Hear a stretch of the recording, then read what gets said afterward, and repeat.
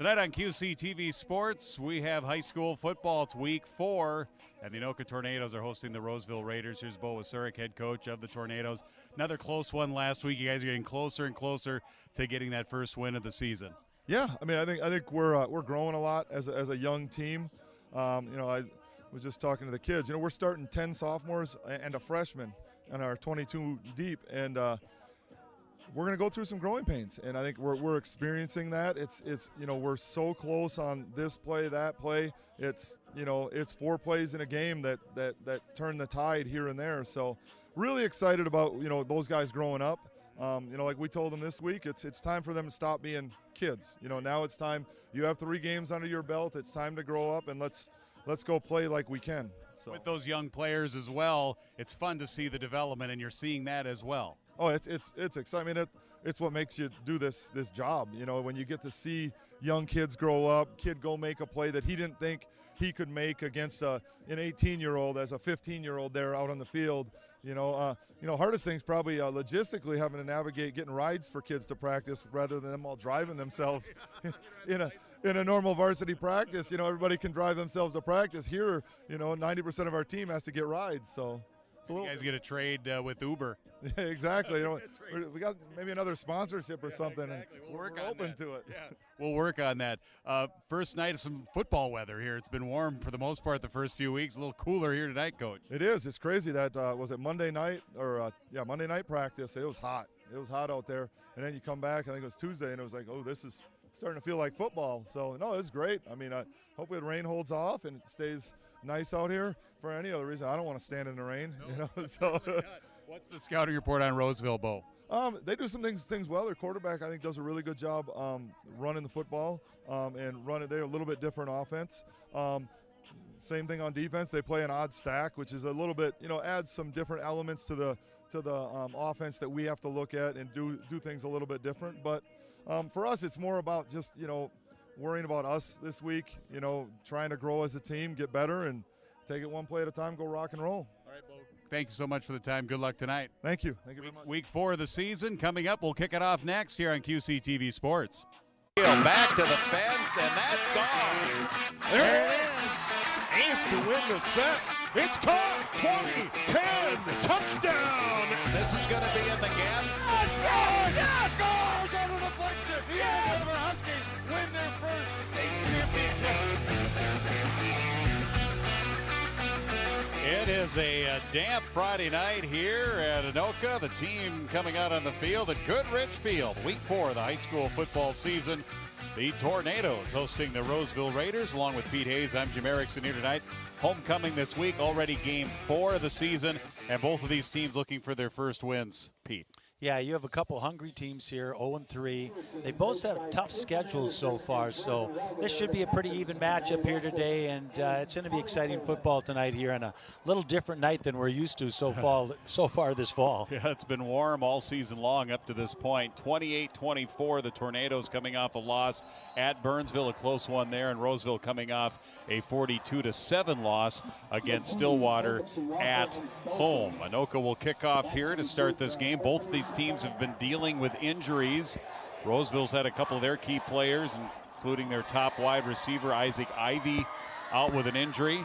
Meanwhile, Anoka had Peyton Podani fill in for the injured Evan Frecking and did quite well last week, put up some big numbers in that loss to Burnsville. Yeah, Podani's a very capable backup quarterback for Anoka. He could start for a lot of teams in the state of Minnesota. He showed that last week, and he hopes to progress a little bit further along down the line this week. And another issue tonight is going to be the weather. It's raining right now. It's kind of been on and off, and it's going to be kind of that way all night. So it's an umbrella, poncho kind of night here tonight at Anoka. Cham Kwame is the kicker. It'll be taken by the return man, making his way as Belton across the 20 to about the 23-yard line. And Roseville's offense will have the ball first to start out this one here in the rain at Goodrich Field. Yeah, it's going to be really important to hold on to that ball. 2 arms on that ball at all times, because turnovers with this rain, you know what happens. So the team that has the least turnovers is probably the one that's going to come out on top. You see William DeVries is the quarterback. He leads them out onto the field. Daniel Cheetah will be their main running back. 2 wide receivers, 3 receiver set at times as well for this Roseville team. So DeVries sets him up here out of the shotgun, handoff, quick give. As we mentioned, Cheetah's their main running back, and he picks up about 1 on the play. The Tornadoes here tonight wearing those maroon uniforms, the black numbers, white helmets tonight. Yeah, talking to the defensive coaches for Anoka, they say it's very important for them to get off the field quick, make a couple of defensive stands early, and get that offense on the field. That's so potent for Anoka. DeVries, a junior, 6'1", 180, the quarterback here for the Roseville Raiders. Holt, Novotny, Ebi, King, and Ewing, the big guys up front for this Roseville team. Some movement along the line, and an Anoka player jumped into the neutral zone. Looks like it's going to be defensive offsides here, encroachment. 5-yard mark off. It'll be 2nd down and 4. Yeah, I wanted to get the early jump there for Anoka, but you can not afford to have these early penalties. It puts them into a little more manageable 2nd down and 5, I believe. Split wide here near side will be Colin Lutz. DeVries has got Cheat off to his right. 2nd down and 4. And it will be DeVries with the keep. He's hit shy. Marker comes down. Shy of the 1st down by a couple of yards, but a penalty flag down. Yeah, that's usually in the holding area right there. It came from the back judge, throwing it right into that pile of players going up the right side. So we'll see, but I'm guessing it's probably holding against Roseville. Yeah, it looks like it's going back that way. They got a 5 yards positively earlier on the defensive penalty. Here they give 10 yards back. They'll mark it inside the 20 to the 19. 2nd and long for Roseville. Well, you don't want to be punting from back in that area, Jim, with the rain coming down. It's always a little tougher punting, a little longer hike back to the kicker. So Roseville needs to get something going here on this first series. 2nd down, 14. Now back to their 19-yard line here for the quarterback, DeVries. Low snap, and he drops it again. Is going to have to scramble and cover, and it'll be a loss on the play. Back to make the tackle, and the cover was Logan Jungling. And now 3rd and long for the Raiders. Yeah, there's that slick ball. He didn't drop it just once. He dropped it twice. There's the starting defense for Coach Bo Wasurik and the Anoka Tornadoes. Bo in his 4th season. And on the other side of the field, Chris Simdorn, an NDSU Hall of Famer. 2 national titles at North Dakota State out of Minneapolis Roosevelt. Now in his 22nd season. Wow. At Roseville. Yeah, that's a very familiar name, Simdorn, especially up there in North Dakota country. 3rd down, long, 3rd and 18. It'll be DeVries. Tries to turn the corner. He gets back to the original line of scrimmage, and then he was hit late, and they might get a 1st down out of this. Yeah, that's what I'm thinking. Probably a late hit got him out of bounds there. Flag is down. Officials are talking. Our referee tonight is Tim McGowan. Umpire Joe Smeltzer. Mark Smith is the head linesman. Line judge tonight is Ryan Theraldson, and Brett Ream is working as tonight's back judge. You know, if you're the Anoka coaches, you cannot be happy. The 2 things you should be preaching today is be disciplined, stay away from those penalties, and stay away from those turnovers, and you'll be okay. But there's a big one right there. Here's a look at it right here. Yep. Looks like 5 with a little extra there maybe at the end. Just enough to get the call. That was Austin Meyer. From the 38-yard line, 1st down off the penalty. Man goes in motion.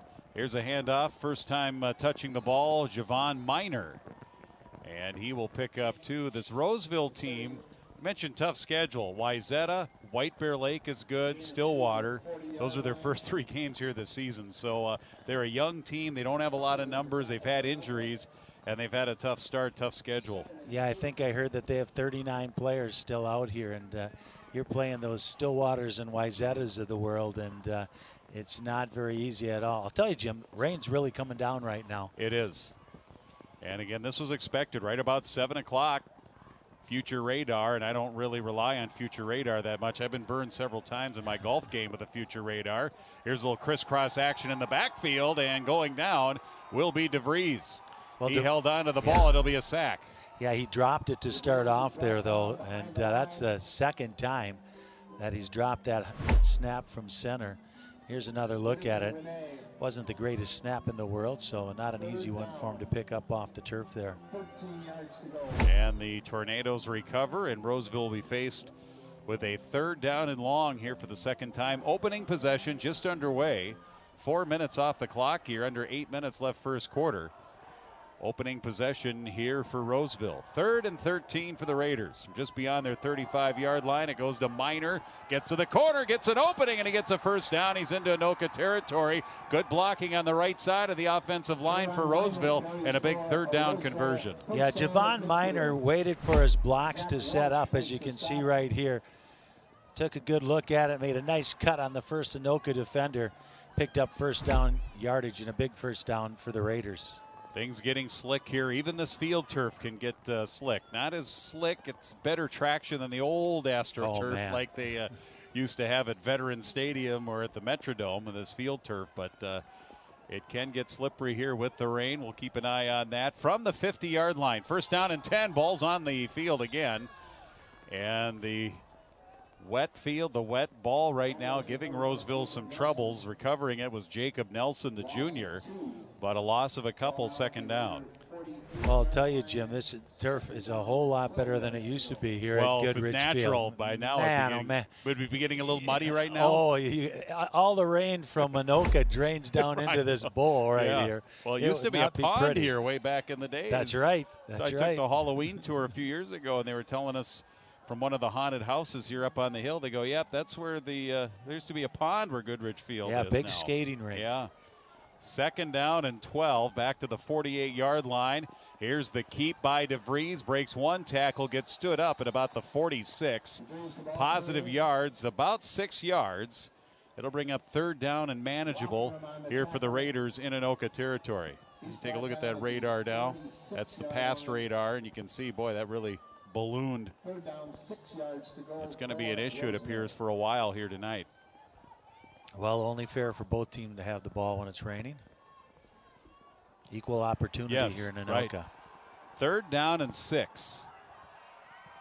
And there was movement. Anoka jumped across. It'll be encroachment. That'll help out the Raiders. Instead of 3rd and 6, 3rd and 1. That changes your play call here. Yeah, here's a look. No one was moving on that line for Roseville, and Anoka is hurting themselves here early. Logan, Raj, Malakowski into the game defensively. 3rd and a yard. DeVries gives to Cheetah first down, plowing his way. Extra yards inside the 35 to near the 30-yard line. Right up the gut for 11 and a first down for Roseville. I tell you what, you better hit Cheetah. He's 6'1", 225 pounds. If he can get that first step on you, he's going to find a few yards because he's hard to bring down. Quick moving first quarter. Roseville started this possession just outside their 20. We have the clock running. They've kept it on the ground, primarily a running team. Well, we'll see two different teams here tonight. One's a running team and one's a passing team. Two different styles. Miner in motion, takes that hand off that jet sweep, bounces off of one tackle. He keeps going down the sideline. 20, turns on the speed inside the 10. And it's going to be 1st and goal for Roseville. And Miner, nice job running. He bounced off a tackle. They didn't wrap him up, and he made the Tornado defense pay. Man, you thought they had a real nice hit on the play right there, as you can see him coming outside. But he stayed on his feet. You really got to hand it to the young man. Picked up some big yards for the Raiders. Miner, just a sophomore, showing off some good speed. And that'll bring up 1st down and goal. Ball at the 7. Anoka still has yet to touch the ball. And whistle, timeout, Roseville. So Coach Simdorn will call the timeout and wants to be sure here on 1st and goal. Let's go to Rogers High School. Cardinals and the Royals, Coon Rapids. Courtesy of CTN. Rogers in the black and the blue, always good football. That entire district, Rogers, Elk River, even Zimmerman. They've had good football programs here over the last several years.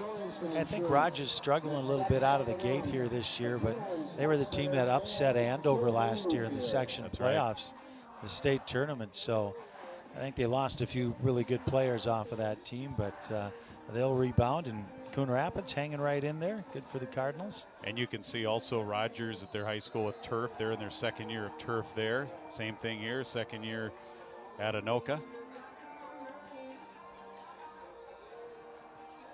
4:47 on the clock here in this first quarter. Again, coming in here, this is the Metro Maroon North. Forest Lake and Stillwater are undefeated at 3-0. The other games tonight, Mounds View at Forest Lake. Stillwater is at Osseo, and White Bear Lake hosting Eastview in a non-district game. First and goal, 7-yard line here for Roseville, trying to jump up top here first. Man in motion, DeVries keeps. He's going to be stopped, pushed back. It'll be a loss on the play. Nice job by the Tornadoes and the defense. They read that perfectly and did not give DeVries an inch. Yeah, that linebacker came from the outside for Anoka. You know, if Anoka can stop the run, they're going to be in good shape. I don't think that Roseville's going to throw the ball very much here today, especially with Ivy out of their lineup, who's their top receiver. So Anoka's got to figure out how to stop that run, and they'll be fine. And an injured Tornado player on the field. It looks like that's Ian Wittek, one of the inside linebackers on this Anoka club. Go with that 3-4 base with the Bosny, Berglund, Lewis up front as the starters, and then the four backers, Jungling, Klein, Wittek, Welch. And in that 3-4, the linebackers are such a key position in that 3-4 defense, isn't it, Pete? Yeah, it really is. And Coach Berkeley has the linebackers, and he really knows what he's doing with that group. Wittek's been one of the leading tacklers for Anoka. Looks like he's up and probably going to be okay here. Might have just been the old get the air knocked out of you. He's kind of working that right arm a little bit, too. Might have been a stinger on the shoulder. Yeah, they can't afford to lose him. Good tackler for Anoka in the middle. Loss of a couple on that last play. Second down and goal from the 9 for DeVries. To Cheetah, up the middle, hit, and he fights his way and shy of the original line of scrimmage. Good defensive stand, 2 quality plays here for the Tornadoes. Coming up and making that hit that time around was Zach Anderson. And Zach, he's one of the backup linebackers, probably in there for Wittek, and he makes the stick. Yeah, he filled that gap to the left side. Big third down here for Roseville. It'll be interesting if they go for it on 4th, if they don't get in, but see what they do here on 3. Third down, they gave him the 10-yard line. No gain on that last play. 4 down territory. First pass of the night here for DeVries. He will toss it. It's incomplete. It was behind Miner, the intended receiver, out of the backfield, and it falls incomplete. Now 4th and goal. Well, here they come. Looks like we're going to go for a field goal. Should be about, I don't know, 28 yards, something like that. DeVries was pressured and hit just as he threw. Yeah, 25-yard field goal attempt here. At least that's what we think it's going to be for Roseville.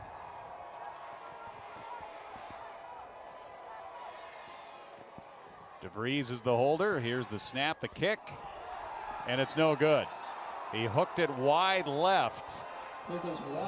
So kick wide left, no good here for Roseville. Long drive. They took a lot of time off the clock, 8 minutes and 16 seconds. But they come up empty on the field goal attempt, and Anoka will get the ball for the first time on offense. Well, that's a big stand for Anoka and kind of shifts the momentum to the Anoka side. Now we'll see what this high-powered offense can do for Anoka against Roseville. I'm watching Paulson over here on the sideline, and he's jumping out and down, wanting to get into that game so he can start making some catches. Karsten Landenverdi is the kicker, number 85. And, you know, anytime it's slippery like this, you got issues with your footing. Yeah, he had the distance there. He just hooked it a left. little bit. Yeah. So the Tornadoes will get it at the 20-yard line. We'll see their offense for the first time. Again, Peyton Padani, his numbers last week. Good coverage. You can hear the discussions there under the tent. Great job on the QB. Great job on him. He's pissing and moaning already. That's Coach Berkeley. Hopefully he keeps it clean. Yes, as you know he's on. I don't think he does. Coach, you're on the air. He's got to know the tally light. He's got the tally light. If the red light on the camera's on, we're on the air. But good job. And again, we talked about that last week about Coach Berkeley, longtime head coach here, being part of the staff.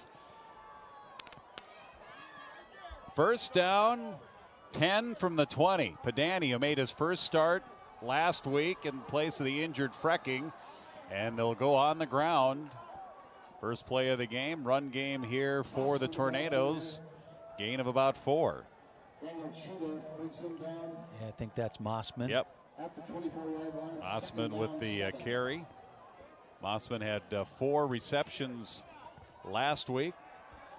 Hit as he throws, and Podani will sail high over the intended receiver here on the near side, trying to go for Eli Paulson. We got to talk about these numbers from last week. Padani in his first ever start, 34 of 61, 61 attempts, 34 completions, 324 yards, 3 touchdowns, but 4 interceptions. As you see the starting offense, and then Eli Paulson, 22 receptions last week for Anoka. He has 50 on the season. That's crazy. 22, I'm going to go on a limb and say that's a school record. Third down, 6. Padani with the rain coming. They'll throw across the middle through the fingertips and incomplete. Looking for Carson Ban. It'll bring up 4th down. I'll tell you what, he catches that one there. He takes it to the house. Padani overshoots him, but there is nobody with him there. Yeah, just a bit high. Maybe got a fingertip on it. And 4th down and 7 with 3:14 left in the first quarter.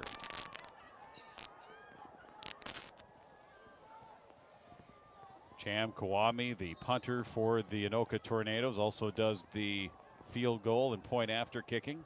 He's a pretty good linebacker, too. He's made a couple of tackles here early in this game. On 4th down. Snaps are critical in these wet conditions. A good one, kind of a sidewinder kick. It will take an Anoka bounce out of bounds into Roseville territory. Raiders will have good starting field position at the 47-yard line, and they're just the first 2 possessions of this game. We have 3:08 left, Pete. You can see the contrasting styles of these 2 teams. Roseville keeping it primarily on the ground. Meanwhile, for Anoka, they go to the air. They can't get a first down and quickly have to give the ball right back to Roseville. Yeah, I think Roseville will keep doing the same thing, too. They've had some success, although they've had a little bit of help from Anoka penalty-wise.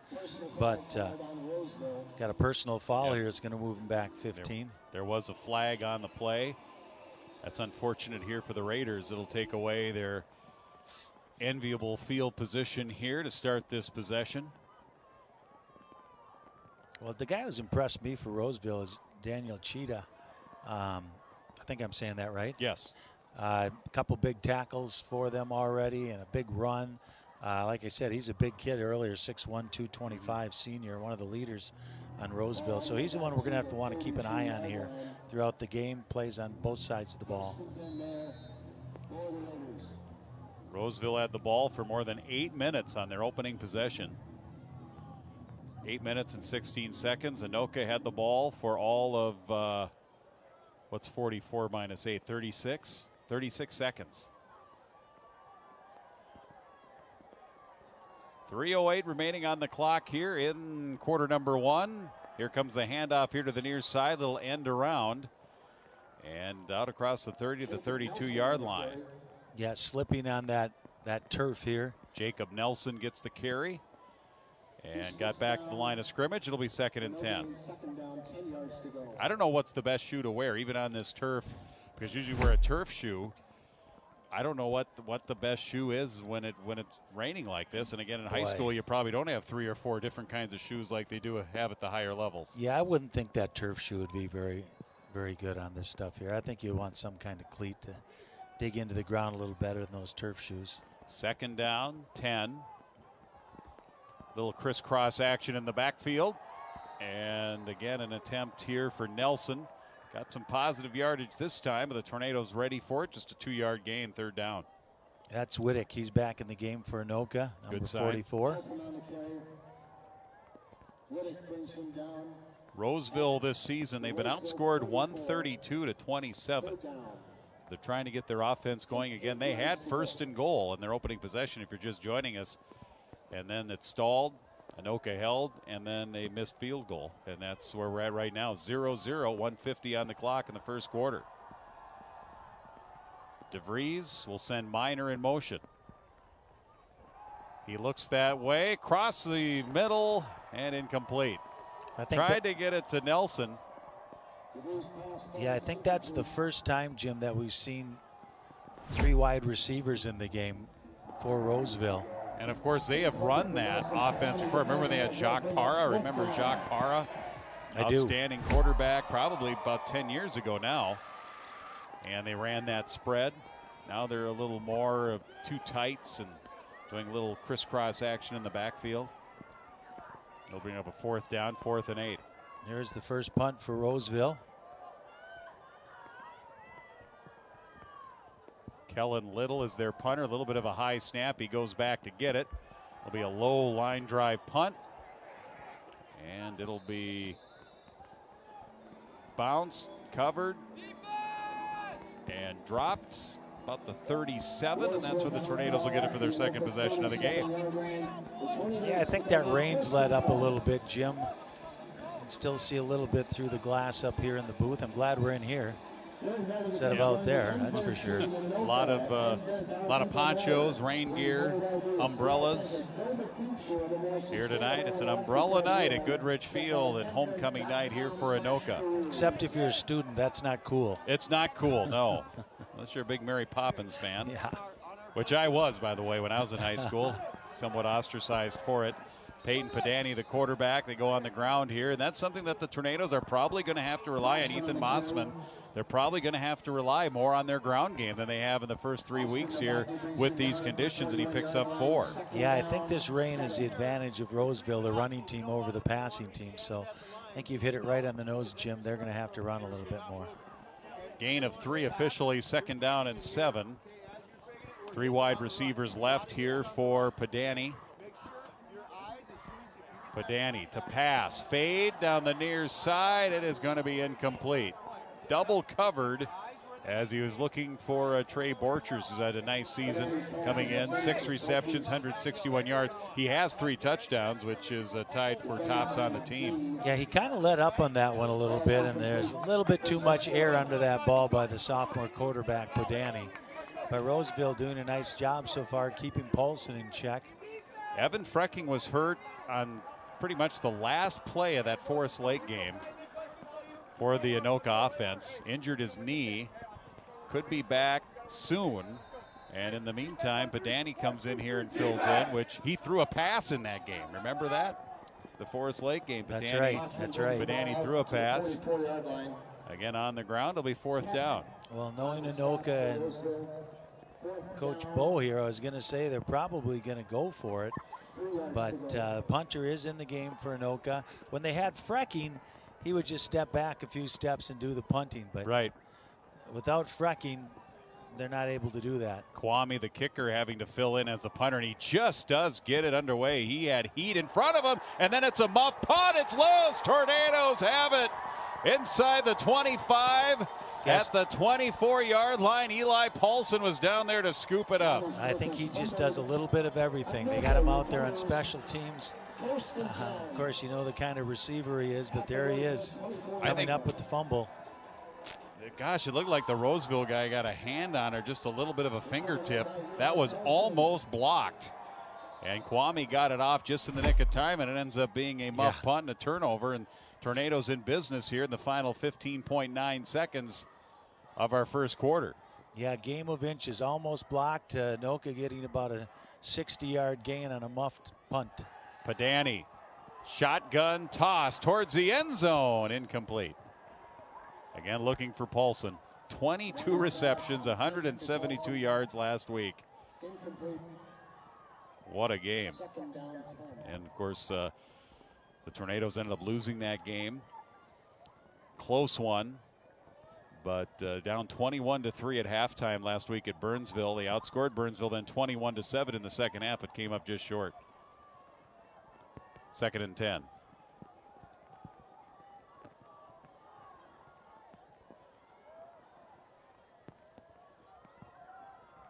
Handoff, Mossman tunnels his way for some positive yardage. Couple here on 2nd down. It'll be 3rd down, and that'll be our final play of the first quarter. 1 quarter in the books. Quick moving first quarter here. Still nothing on the board from rainy Anoka here on QCTV Sports.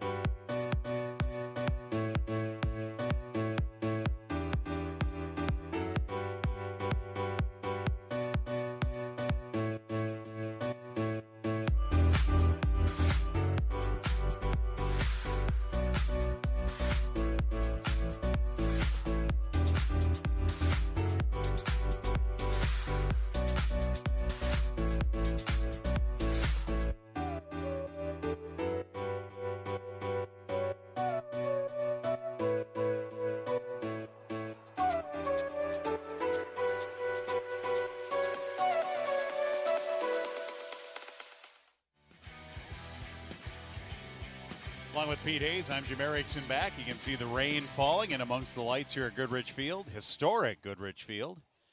No score through 1. Anoka after the muff punt with good field position here. They're inside the 25-yard line. At the 22, it's 3rd and 7 for Padani. Rolling against his body, throwing against his body towards the corner, and it's incomplete. Decent coverage there by the Raiders. Raiders, I think, know that Eli Paulson, all they have to do is look at the stats. They know he's the favorite target, and they've had guys around him all night long. Yeah, there was 2 or 3 guys around Paulson. As you can see, there's 2 right on him. They're saying beat us with somebody else. So Anoka's going to have to try to find somebody else besides Paulson, and then that'll probably open it up a little bit for Paulson. So here's another 4th down here for Anoka. Ball is at the 22. It'd be about a 39-yard field goal, so they're going to go for it. Peyton Padani, sophomore, running the offense, and a fumble off the snap. And regardless of who comes up with it, the Raiders do. And they'll get the ball. They hold on 4th down. Matthew Keck was the one who came out of there with the ball, and you're going to expect that. A ball's going to squirt. There's going to be some squirting going on here tonight with this football. Yeah, no question. Padani had it in his hand, started running, came right out of his hands, and Roseville would have got it nonetheless. You know, those gloves have become more and more popular even here in the high school level. It's got the tackiness to be able to grab the football, but I think if it's constantly raining, I think even those become obsolete. Yeah, I don't think they do a whole lot of good when the rain's coming down like this, and it still is coming down pretty hard. So Roseville holds, still no score. Just underway here in the second quarter.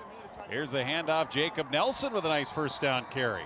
Picks up about 8 on 1st down for Roseville. Yeah, Braden Whaling coming up and making the tackle for Anoka there.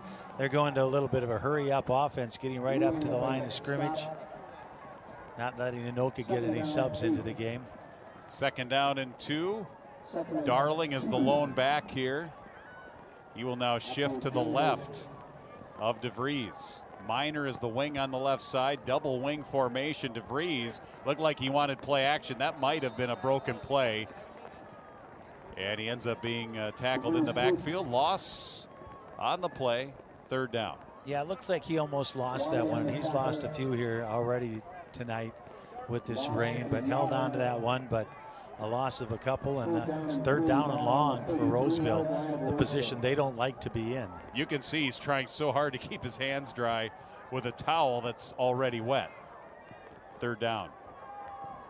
3rd and 3. They tried to get Anoka to jump off sides, and it's worked a couple times. Yeah. Back to the spread here with 3 wide receivers, a wing and a back. That's Minor.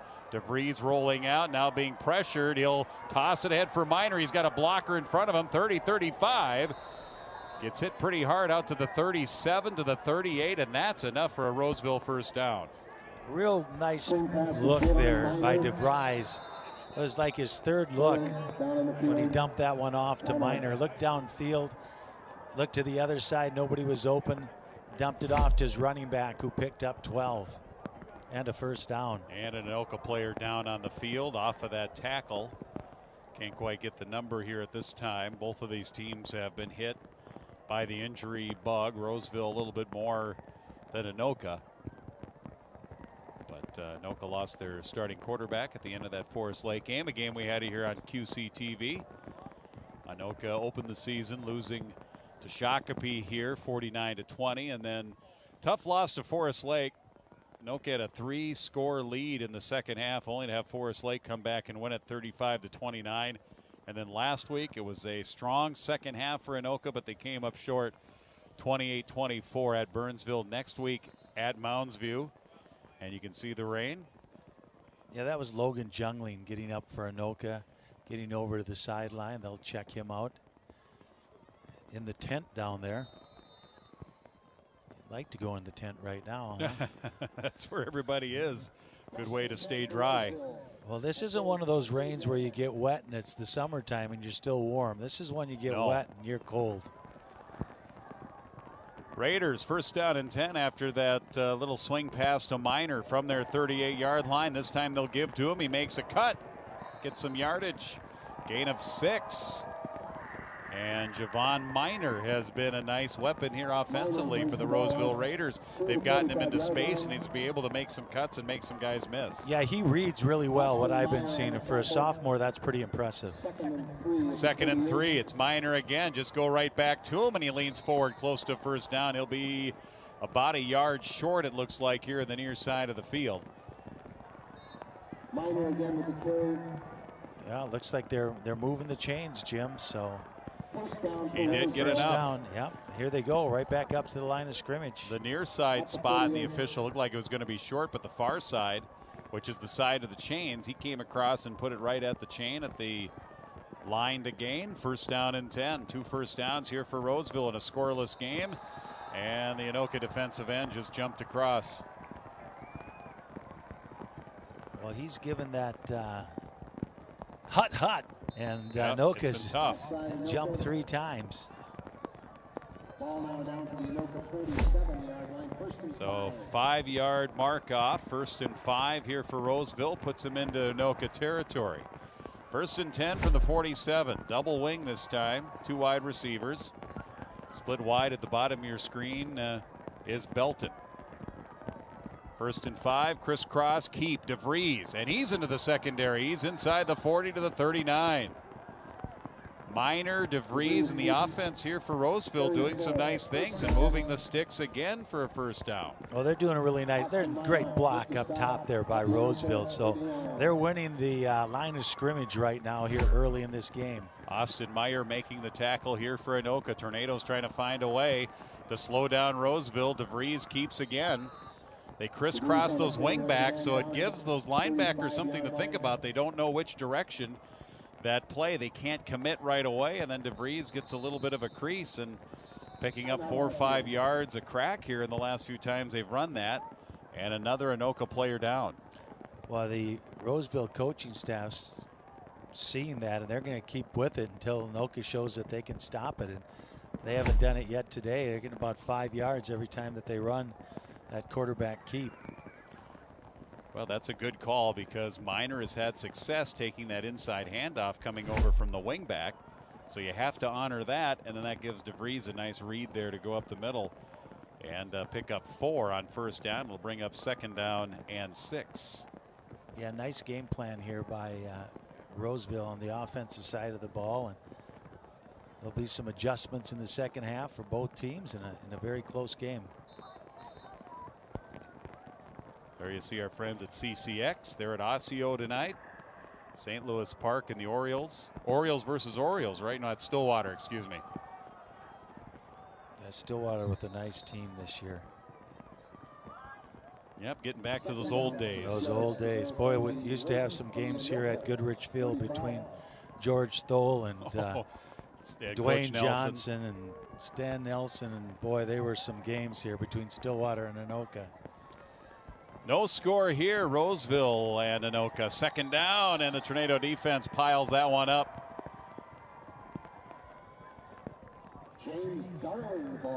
Austin Meyer was in there defensively, getting up late. There you see him, number 5. Another one of those young players, and Coach Wasurik mentioned in the pregame show, a school their size, they're relying on a lot of young players and a strong sophomore class, and they're having to grow up in a hurry, aren't they? They sure are. See Cheetah lined up over to the left-hand side. He's been in the backfield a lot. Wouldn't be surprised if they follow him. Nelson is the lone back in the pistol formation, but a timeout, Roseville. So the Raiders will use their second of their 3 timeouts. 7:27 remaining in the first half. 3rd and 7 after this timeout here for Roseville. Well, time possession definitely in Roseville's favor, and like you said, this rain helps them. There's no question about it, but they're doing a really good job with their ground game. Anoka's passing attack's been non-existent so far. There's a look at the radar, and looks like it's almost through here.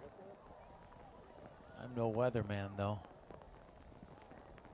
You never know. There could be redevelopment on the backside of that line, Pete. Well, we're hoping not. I'm kind of surprised it's coming down as hard as it is coming here tonight. Saying 40% chance of rain, but this looks like 100% to me. 3rd and 7. 36-yard line, Roseville Raiders. Minor, pistol here for DeVries. Gives it to Minor out of that deep eye, and he's inside the 35 to the 34. That will bring up 4th down. What are we doing here, Jim? We going or we? I think you're going. Kicking. I think so too.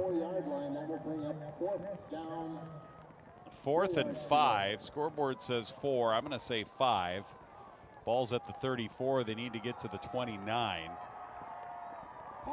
on 4th down. Roseville looking to convert here. Cheetah back in the backfield.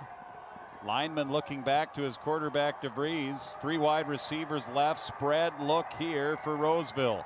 DeVries wanting to swing it out, and he does. It's a little bit high and incomplete. Intended to Jacob Nelson. And they'll turn it over on down. Still scoreless here, and Anoka will get it with just 6:45 left in the first half. You know, that wasn't that bad of a pass, and Nelson's had a couple in his area that he might have been able to catch, but that one I guess is a little high, but hit him in the hand and turn it over to Anoka on downs here. Tornadoes will try to get something going offensively. They haven't been able to do much. They were gifted with good field position on the muff punt back in the first quarter. Could not take advantage of that. Here they take over. 1st down and 10 at their 34. Padani gives it to Mossman. Mossman gets the corner, gets the sideline, and may have just gotten his team a 1st down and a 10-yard pickup out to the 44. Yeah, Mossman having a pretty exceptional sophomore season here for Anoka too. Anoka, a very young team, and looking for big things out of him. Second quarter has been a tough one for Anoka this season. Here's Mossman again on 1st down. And the offensive line making some nice blocks, getting a seal block and positive yardage, gain of 6 there. But to complete that thought, Anoka's been outscored in the second quarter 48-6. But then they've outscored opponents 39-29 in the 3rd quarter. So the second quarter has been the one that's been the rough one here for the Tornadoes. Well, Daniel Cheetah down for Roseville, and they can ill afford to lose him. And Grant Chapman, Anoka's big Division I tackle, is limping around out there too. I think he got rolled up on, but Cheetah's the one who's on the ground right now. Roseville with a lot of two-way players. So depth, when you start talking injuries and guys getting dinged up in game, can always be a factor. Both teams will head to their respective sidelines. Yeah, pretty good crowd here tonight for as much rain. I know the Anoka student section looks pretty big, and you got to be impressed with the kids from Roseville who came up north here a little ways. They're gutting it out here tonight. Yeah, there's going to be a lot of colds tomorrow.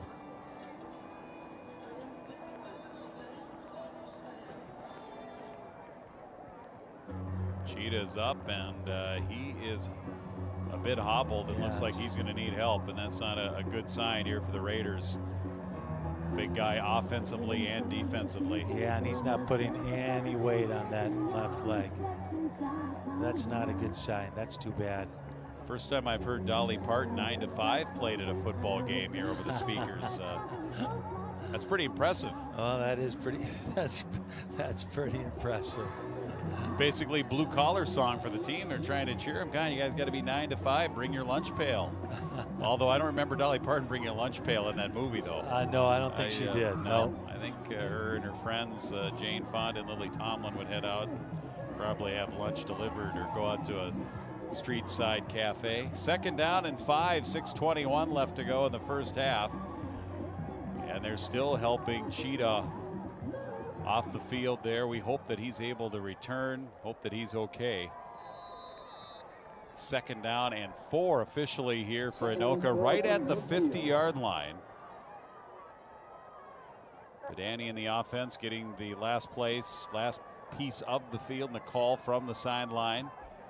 They'll give it to Mossman. He'll spin his way shy of the first down into Roseville territory. Michael Cutter there among others for the tackle for the Raiders. It'll be 3rd and short. Well, Anoka pounding on the ground a little bit here. That's what they're going to have to do to be able to open up that passing attack. Tight end PJ Wasurik following his dad's footsteps. That tight end position comes into the game. 3rd and 2, and it's Mossman. Tunnels for what appears to be a first down. Let's see where they mark it. It is going to be very, very close. Try to get that extra push on 3rd down. First down. They got it. These officials, it's raining out here. First down. There's no measurements here tonight. They want to take things easy, keep things easy on the chain gang, Absolutely. too. Although maybe in a night like this, you want to move. Get the chain game. Maybe the chain game wants to run out on the field. The chain game probably does. It's that head official who doesn't. He wants to get into the junior high down here and dry off. Yeah, just outside of the old Fred Moore High School here. Anoka might be using their first timeout as they will gather on the near sideline here for the Tornadoes with 4:54 left to go in our first half, and a low-scoring 0-0 game. Generally, Anoka this season, they have not had a low-scoring game, and obviously you can attribute some of it to the conditions here tonight. But in the 3 games here for the Tornadoes and their opponents have combined for 185 points. Divide that by 3, that's average of more than 60 per game. I'm glad you figured it out, because I would have just said that's a lot. Got to show off that math every now and then.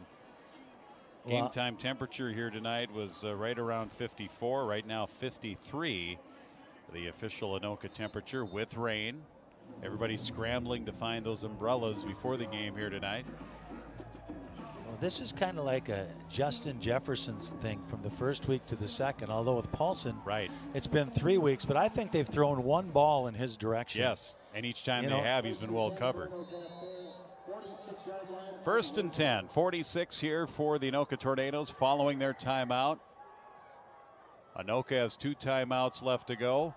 Roseville has used all 3 according to the scoreboard, and they'll go on the ground here. And Paulson, they'll get the ball in his hand somehow, some way, whether it's a pass or a run, and a nice little play there, and that little jet sweep, little toss. Technically, that is a pass. That little forward shovel, and he's down to the 41, 2nd down and 4, and this one will be whistled dead, false start offense. Yeah, there they were going to him again, and knowing Eli and knowing his dad, Brandon, they probably came to the sideline and said, "Get me the ball." Now. Get me the ball. That'll move them back. It'll make it 2nd down and 10. Those, if you don't know, Brandon Paulson, Eli's dad, was a silver medalist in the Olympics, wrestler. Eli, a top wrestler, one of the top wrestlers in the state of Minnesota. Just 2 down linemen here defensively for Roseville. Mossman gets the handoff, gets to the edge and the sideline. He's inside the 40, and he's close to another first down. Let's see where he went out of bounds. He'll be shy by a yard or 2. 3rd and short here for Anoka. Good pickup on 2nd and long. Yeah, Anoka's definitely in 4-down territory here. He's got a couple to go, so they're in good shape as the time's starting to wind down here on the first half. Same thing as the other Mossman runs around the corner. They got some nice seal blocks. The linemen getting around there, getting just enough to pinch that defensive coverage in, and that allows Mossman to get to the sideline and get some extra yardage. Yeah, Mossman's had a nice drive here, and Anoka's line's getting a little bit more push downfield and opening some holes up for the sophomore for Anoka. It'll be 3rd and 2. Anoka spending the timeout here. They have used 2. So they'll have 1 remaining. Oh, look at the kids in the rain, Jim. Oh, it was so nice to be young. Yeah, You're just not even bothered down. by it. No. Now, of course, as a grown-up, if you're out there in that, you're not liking it. You're perturbed. Yeah. Yeah. I see a couple of ponchos there, some rain gear.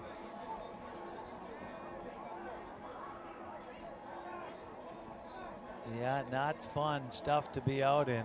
It's nice and dry in here, though. We're seeing a good football game. It's like the last time we were on with the Forest Lake and Anoka game. Yeah. That was a little bit more of a wide open air show there, though. And Forest Lake is still undefeated. They're 3-0. Yeah, they're a nice team. And they are hosting Moundsview. Moundsview's 0-3, so Forest Lake has a chance to go to 4-0 after the struggles that they've had. It looks like we had another Roseville player down and injured along the near side, Michael Cutter. We couldn't see it because it was right along the Anoka sideline, but he's being walking under his own power, but slowly, as you see there in our wide shot back to the Roseville sideline here at Goodrich Field. So both teams have had players shaken up in this one here tonight. I don't know if they're used to this cold out here right here. It hurts a little bit more when you get hit. Well, but we were talking about it, like Tuesday's practice, the temperatures were in the 90s. And then Wednesday it was completely different, like in the 60s. And now here we are in the 50s and rain. 3rd down and 2. Mossman, first down, 30, flag down though, 25-20, out of bounds inside the 20. But that flag was thrown right at the point of attack, probably an illegal block that sealed it and opened up that nice gain here for Mossman. We'll take a look. Yeah, nice run by Mossman here, but that once again is in the holding area. Yeah. It was a few yards into the run. The marker is at the 37. It's actually 1 yard in. The previous spot was at the 38. Officials are discussing, and it's going to be against Roseville. So the speculation was wrong. Must have been. I didn't see the signal there. Did you see it, Pete? No, I didn't. Let's see. Was it a face mask? Maybe a face mask. That's what I'm thinking. But not. I didn't see anything there. It wasn't on the ball carrier. But nonetheless, a break here for Anoka. First down and 10, just outside the 10. They can get a first down without a touchdown with 3:43 remaining. Padani, here's the toss, near side, 10. Down to about the 6-yard line here for the Tornadoes. And that time Paulson, they're getting the ball in Paulson's hands. They're using him as a running back. It's really fun to see the adjustments offensively that the Tornadoes have made to get the ball. It's tough to pass tonight, so they're getting the ball to Paulson in creative ways. There he is in the backfield again. Padani, this time right up the middle to the end zone. Goal line. Touchdown. And Anoka responds. They're in the end zone, and they're on the board first here tonight at Goodrich Field. And it was Mossman right up the gut. Yeah, Anoka with 3 running backs, the old Texas look there, with Paulson as that man set back in the almost like an eye. And Anoka likes to fake off of this right here. with Paulson under center. But I think Roseville's seen this. There's about 5 guys over there. Yeah, the swinging gate and the pass deflected and tipped. It'll be incomplete. DeVries, who of course is also the quarterback, gets a hand on it, knocks it down. Good push by the Anoka offensive line. They had the Roseville players push back, and then at the end of the play, I did not see that live. The ball actually came out, and as you can see, Roseville recovered, but apparently Mossman had already crossed that goal line across the plane. And as soon as you do that, touchdown. Yeah, I think here's another look. I think he was about a yard into the end zone. That's where it came out right there. But that's close. Yeah. But I think you're right. You see where he came and landed. So 6-0 Anoka. 2-point conversion pass incomplete. And the Tornadoes, Roseville had pretty much had the lion's share of the offensive time of possession, the offensive yardage.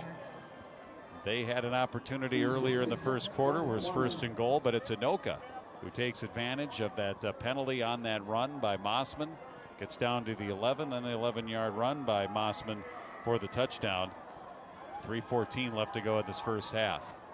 Well, if you're Anoka, you really want to avoid that big kickoff return. Mossman's first rushing touchdown of the season.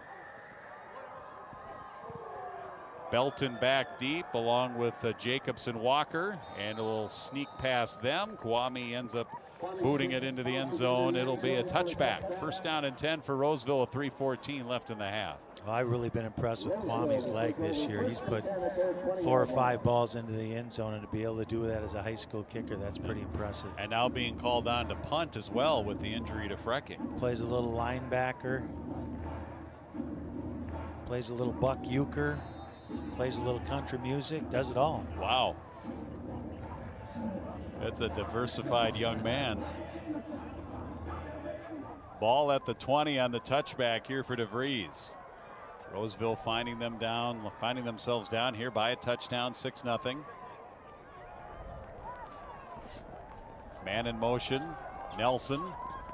Flag down, 20-25, kind of picks his way for a gain of 8 if it stands. Flag is right at the 20-yard line. Yeah, threw that right into the line, Jim. Now it's holding, or possibly could be a face mask. I don't know what else it could be where that flag went, what he was looking at. Although they're talking to Roseville, I think, or else. Tim McGowan is our referee. Chop block. Chop block. Hey. Illegal block against Roseville. Getting a little of everything here. And the cheerleaders in ponchos. Talk about preparation there. Yeah, that's good thinking. Remember the old ponchos, the old football weather? Yes, they were big, leather, smelly, stiff. Yep. They were very stiff. Yes, they were. Now we got these guys aren't even wearing them on the sidelines, but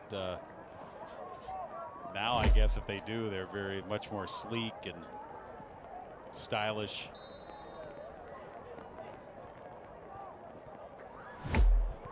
So the illegal block penalty pushes it back to the 10-yard line.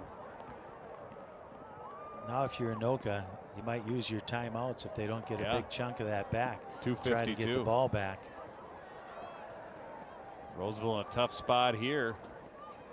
1st down, 20. DeVries keeps, plays it safe. Gets to about the 11 or 12. And that's probably what Roseville is thinking here. Let's not take any chances here and make sure that it's nothing worse than 6-0 going into halftime. Well, I know Anoka's used at least 1 timeout, possibly 2. I know one for sure. There might have been one that was called that we said it was Anoka, and it might have been Roseville. Because Roseville, I remember them only taking 2, and the scoreboard says 0, while the Tornadoes have 2 up on the board. 2nd down and 18, gain of 2 on that last DeVries run. And he'll do it again. He's got a seam. He's to the 20. Fights his way to the 22, 23-yard line. Past the original line of scrimmage. And will bring up a 3rd down and somewhat manageable. About 7 yards to go. Well, they're going to let that clock run. I'm sure if they get a stop here, they'll call a timeout. 7 yards to go. Well, there goes the timeout right there. Timeout. Timeout called by Anoka. So Anoka takes the timeout. They have 1 remaining. Third down play. They are hoping that maybe they could get the ball back with maybe a minute left if they get a stop here. And again, with the rain the way it is, and when it comes to special teams, anything is possible. Well, that's for sure. And you got to remember too, Jim, that Anoka has Eli Paulson back returning punts, and he's really, really dangerous. He's dangerous at any point in time in the game. You know, if Roseville is held here, it comes up 4th down. You almost have to punt it. Because if you go for it, you're going to give Anoka good field position, but then on the same time, you make yourself punt in these conditions. 3rd and 7. DeVries, same play, keep, and gets a yard or 2 shy of the 25. And Anoka will use that final timeout. So rather than let the clock run and then get it with less time, conserve your time on the front end, because then once you have the ball offensively, Pete, you can then kind of manipulate the clock a little bit with downing the ball and running out of bounds and those kind of things.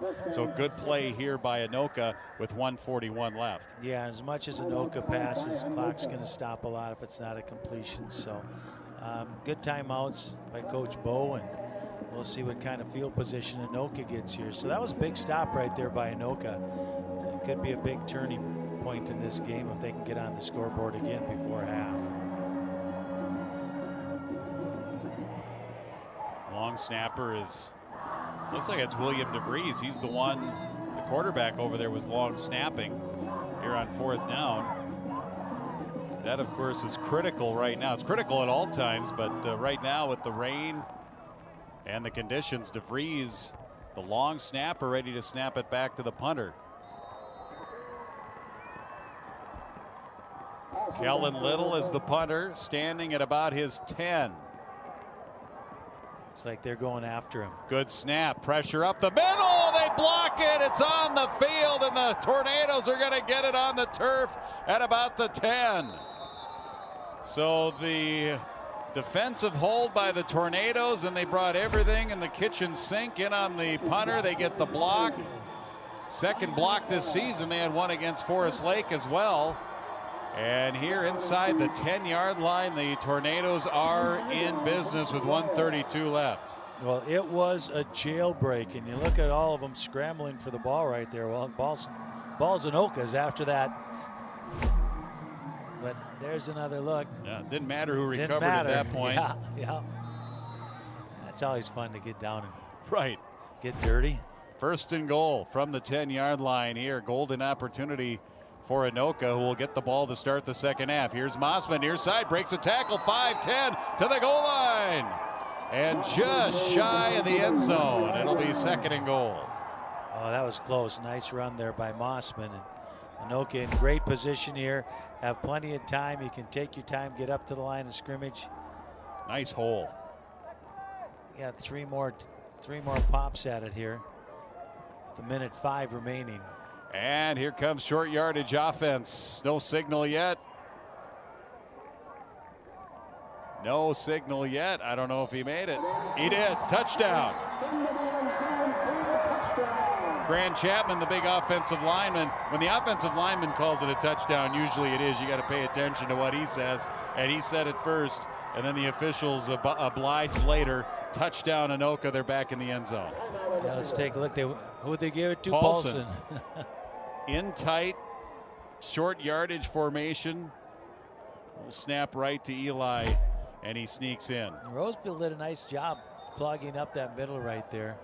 Eli Paulson's first rushing touchdown of the season. And what you would have to say is a opportunistic Anoka team here in this first half, with now a 12-0 lead, taking advantage of opportunities, mistakes, and whatnot that Roseville's presented with them here in this first half. Yeah, that big stop by Anoka get Roseville punting, and you could tell Anoka was bring in everybody, you know, with just Paulson back. Looks like they're going to go for 1 point here. Here's the Kwame kick. They'll put it down at the 10-yard line. Kind of a low snap. Nice job. Kick is up, and it is good. Excellent job by the holder, Trey Borchers, because that snap was along the turf. He grabbed it and set it up. Kwame had to hesitate maybe just a half a second, and he boots it through for the extra point. It's 13-0. Yeah, nice job by Borcher right there. Ball was on the ground. Kwame put it through with a big leg, and all of a sudden Anoka, from a 0-0 game, it's 13-0, and there's still 53 seconds left here in the first half. So good push by Anoka here to end the first half, or close to the end of the first half. Still got to play a little bit of defense before you can go into the locker room and warm up a little bit.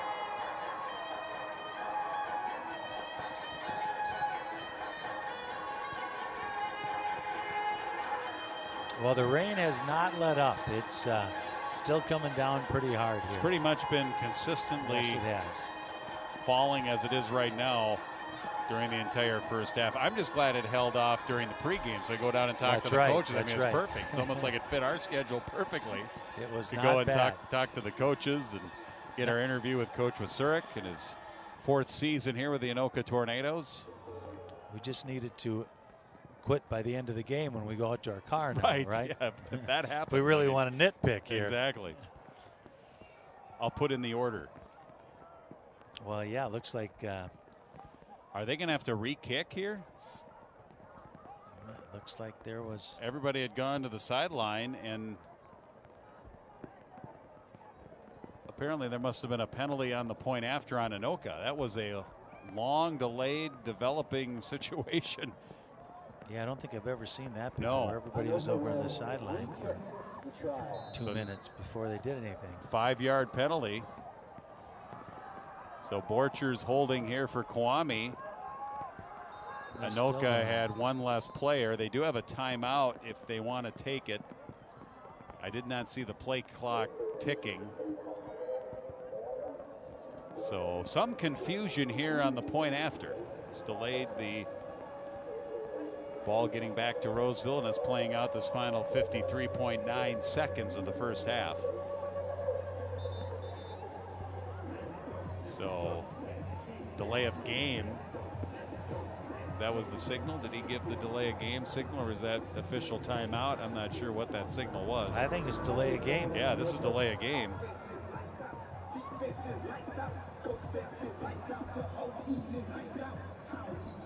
The opposite side official calling timeout Anoka, so I guess they figured it out, and this will be a 30-yard extra point. So they moved it back again. Ball at the 20-yard line. Borchers holding for Kwame. Kwame looking at that goalpost through the rain. Good snap this time. Here's the kick. He drives it up. Good kick, and it is good. Ends up being a 30-yard boot. So after all that, Kwame's pumped up. He goes, hey, you're going to move me back. I'm still going to kick it through. So nice job by the Anoka kicker. It's fun when kickers get fired up, isn't it, Pete? You don't see it too often. He likes that. He goes, that little short chippy's no fun. He goes, I want to hit it from 30. Right. I'll show you guys. So when the game situation comes and we need a 30-yard field goal, I'm your guy. Give me a challenge. Absolutely. The only time that a kicker going wild and crazy and showing some emotion was negative was who was the guy? Wasn't he for the Buccaneers, one of the Grammaticas? He started that wouldn't celebrating. surprise me. He was jumping up and down and ended up hurting his knee. That was unfortunate. That would be that'd be a good argument for kickers not I think you're jumping right up and down and celebrating. Yep. But when it does happen, it's good. Kwame will kick it away here from the 40-yard line. Again, Kellen Little back deep along with Belton. And it will be Belton at the 5. 10, 15, makes a cut at the 20, still going. A little spin move at the 25. And turns his way to the 46-yard line. 44.8 seconds left in the first half. No timeouts here for Roseville. Well, that extra point, Jim, took about as long as the first quarter took. You are correct. Pretty much. That first quarter was moving right along, but that last extra point took a long time. 21-yard return for number 84, Jaden Belton, senior, 6'3" return man here for the Roseville Raiders. First down and 10.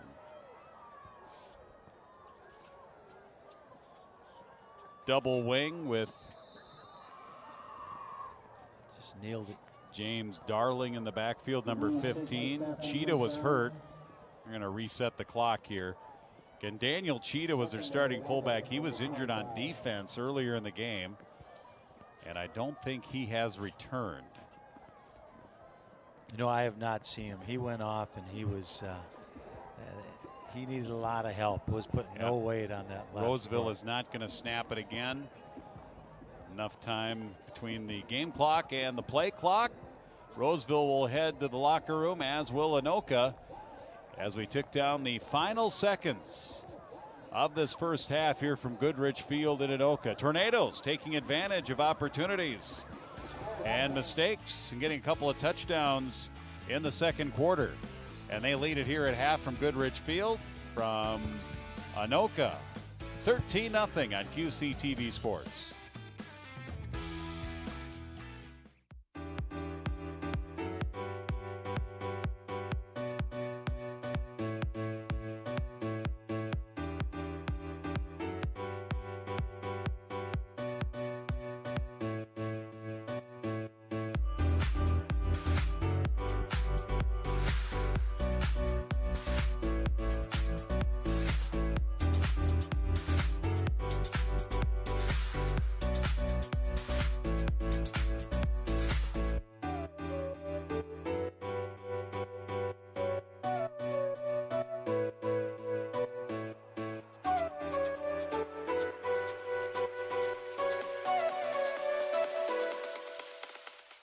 STEM is precise, no margin for error.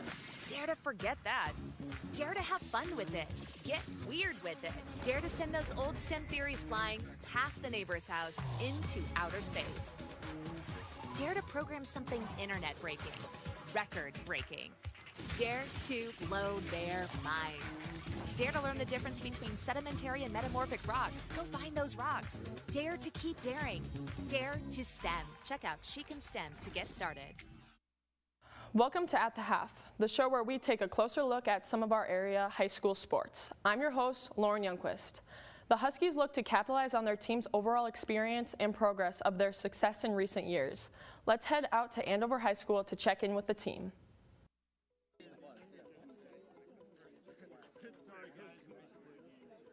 We have great kids, and so that's a consistency from year to year. This year on our girls' side, we have a very large contingent of seniors. And so we have a great leadership group and kids that have worked very hard, and they're going to be successful. So that makes it fun as a coach when you have a team that's going to be competitive and kids that have really bought in and work hard and enjoy that process of getting better.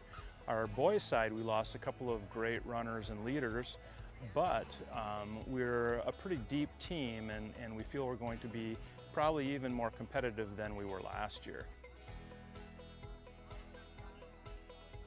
We lost one senior last year, however she was injured for most of the year, so we're not losing much on that aspect.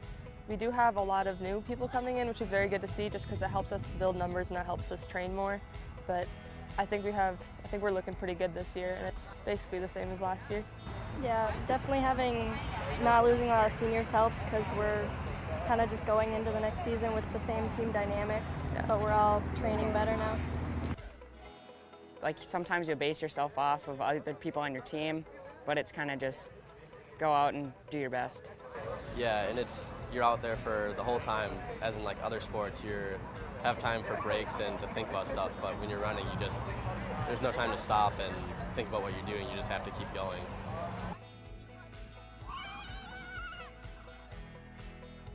Also, a lot of people coming in have said that the support on the team is incredible, whether it's coming from racing to workouts, just the support we have and how we're like a family, I think really sets us apart from other sports.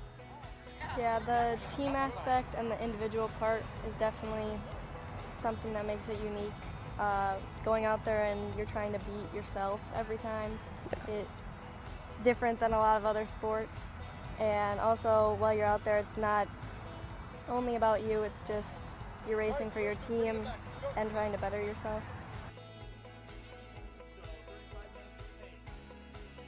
Also, one of those things that everybody knows is healthy for you.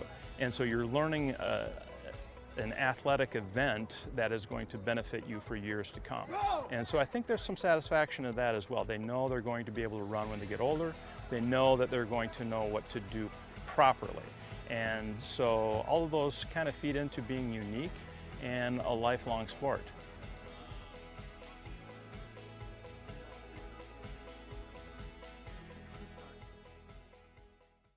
We sat down with Macy and Grace from the Anoka Tornadoes tennis team to get a unique perspective on the team's personality. Let's head out on the court to learn more. Could you not live without? Cheese? I don't know. It could be cheese. Knowing you. Okay, your dogs? Do you have dogs? I do. Oh, okay. I have 2 dogs. 2 dogs. Family? It could be family. Or I don't know. This is a hard one. Sushi? I feel like you said you don't like sushi. Okay, I'm gonna say cheese. The answer was family, but that was a close second, actually. Okay. So, who on the team has the most screen time? Said Aaliyah, and that could be a possibility because it's Aaliyah. Yeah. She's always on TikTok. But it also could be Hayes because he's old, so yeah. Watching the tennis serve. He loves, over and over. Oh my God. I don't you put Aurora. I don't think it's Aurora because I don't think she's on her phone that much. Yeah. And I don't think it's Kaylin because even though she's on her phone, I don't think it's as much as my final answer is Aaliyah. It was Aaliyah. Oh, sick. Okay. You got it. Who is most likely to record a TikTok dance? Aaliyah? Well, she just did that at the other match we had, so it's very possibly her. Joey? No, I don't. Does Joey have TikTok? Probably not. Okay. Yeah, not Joey. Cammie? She could do it. She's kind of spontaneous. Hayes? No, not Hayes. I'm going to say Aaliyah. You're right. Yay. Who has the best fashion sense? A is Hayes. And, I mean, his matching red outfit is pretty fire today, but I don't think it's him. B is Cammie. I'm just going to say I don't think it's Cammie either. C is Sophie, which I think is probably the close second, but I'm going to go with Joey as my final answer because Joey is always dripping in his always on point. clothes. Yeah. I did Sophie. That's who I thought. All right. Who takes the longest to get ready for school? Sophie? I feel like she puts a lot of effort into what she wears, so it could be her. Megan, Kay, I don't know. I feel like she tries too. Aaliyah, I think, I don't know. There's so many on here that could be right. Or Allie. No, I don't think it's Allie. She's still in middle school. I'm gonna say Aaliyah. My answer was Sophie. Okay. Close. Who is the best table tennis player? A is Coach Grace, which, that's a possible answer because Grace is pretty good at most things she does, I think. B is Allie. I think it's not Allie because she's only 12, so she doesn't have experience. C is me, and I think it's me because I'm insane at table tennis. And D is Lexi. I don't think it's Lexi just because I think it's me. I said Coach Grace. Okay, Sorry. Fair enough. Fair enough. All right. That's close. Cool. The Rebels have an extensive depth on their girls swimming team. They are excited and driven to help each other reach success. We dove in to figure out how the Rebels look to compete in their 2022 season.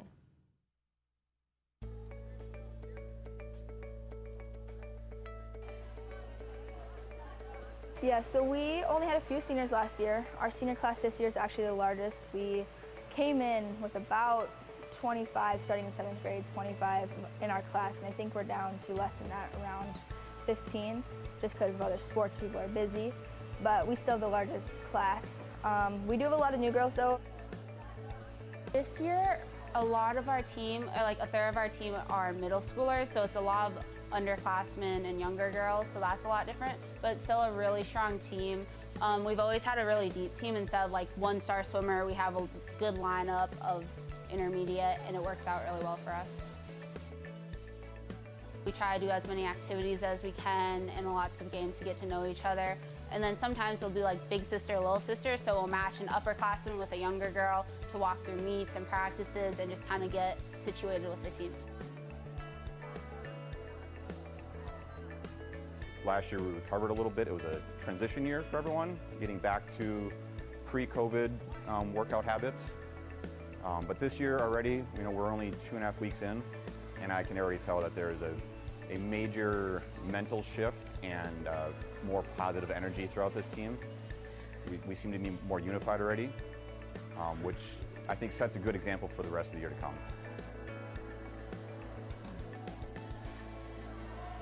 Yeah, so swimming is an individual sport in general, but the way it works, you do individual races, so you race and you're racing for your own time, certain times that you let or certain times that get you to go to certain competitions like sections or state. But at the same time, when you get a certain place, you score points for a team, and it's really the team points that matter at the end of the meet to see who wins, and that places you in the conference. It is a very individual sport, but at the same time it's a team sport, which is hard for people to wrap their mind around. But that's what I like about it, is you can compete as yourself and against the score or against the time, and as long as you are improving on your time, you're winning that day. You don't need to beat the person next to you. Just focus on you. That's what I tell my athletes. Focus on you. You aren't always racing the person next to you. As long as you can improve, you won that day. As a team sport, it's a lot of fun because you never know who's going to be scoring points for your team that day. Someone might have a swim of a lifetime, and it's very fun for a whole team. It's fun for the coaches to see that. It's like, where did that come from? Is there more of that in there?